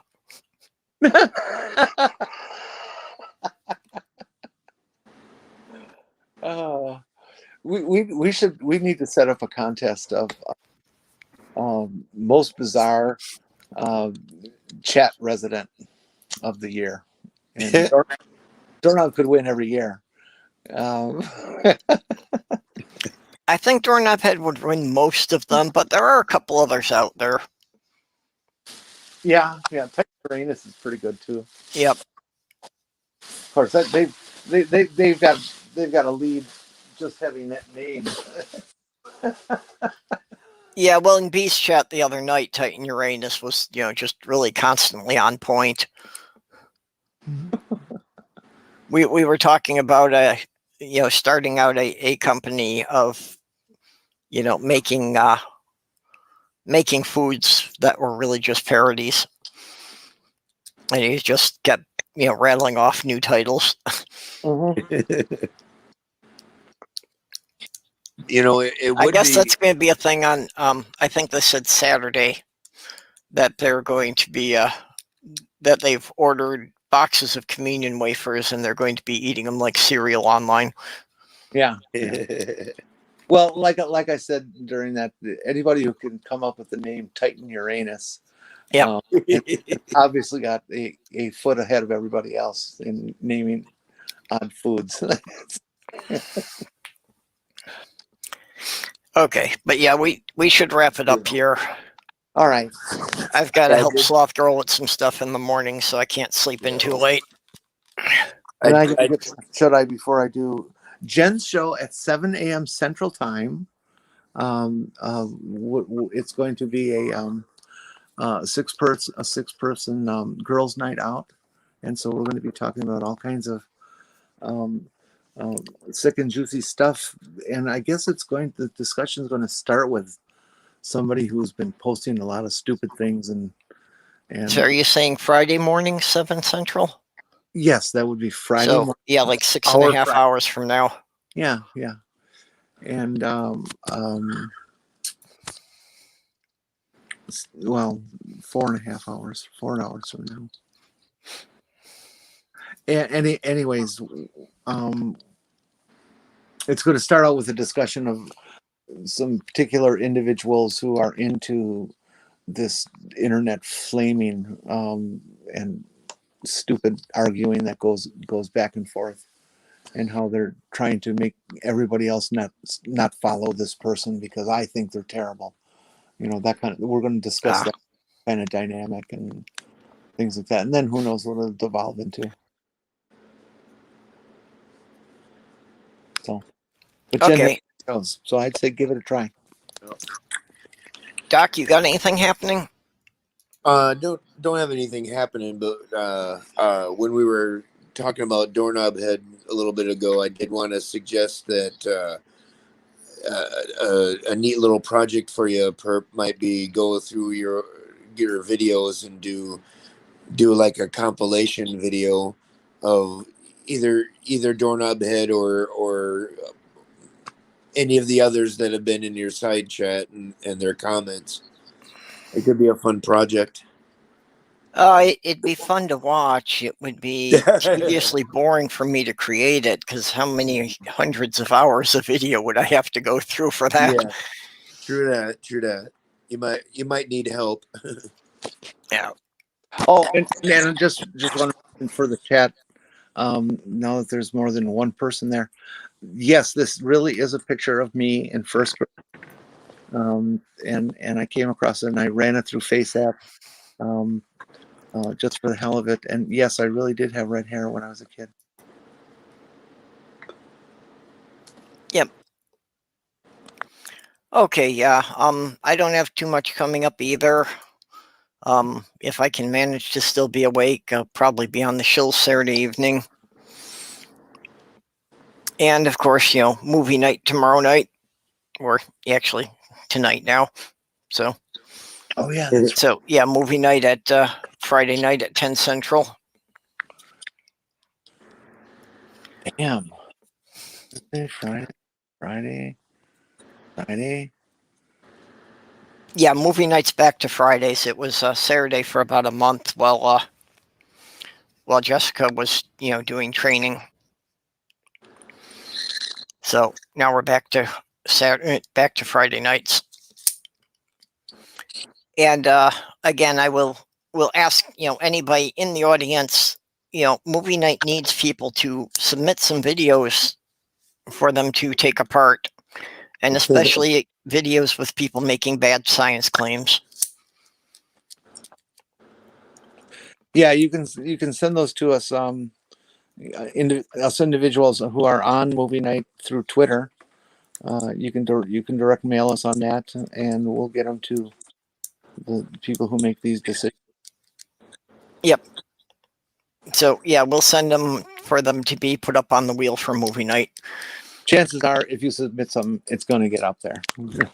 Yep. So don't think it won't be worth your effort. Okay, so with that, I will thank my Patreons, people who send me money every month. X from the Utah Outcast, Vonrick, Junie the Apostate, Ox, Robert X, the Lavender Lady, and Greg Hartwick. It's nice that they're covering the cost of the StreamYards for me, so I can keep doing this without it being money out of pocket. And with that, we will bid you all a good night, good morning, whatever it is, wherever you are. Good night, good morning, wherever it is, whatever it is. Doorknob Head, you're not familiar with movie night. Oh, I think he's being facetious. Okay, yeah, I thought you'd been over there. I'm sure I've hung out with him in side chats there before. I thought I'd seen him over there. He's one of the originators of the clams. Okay.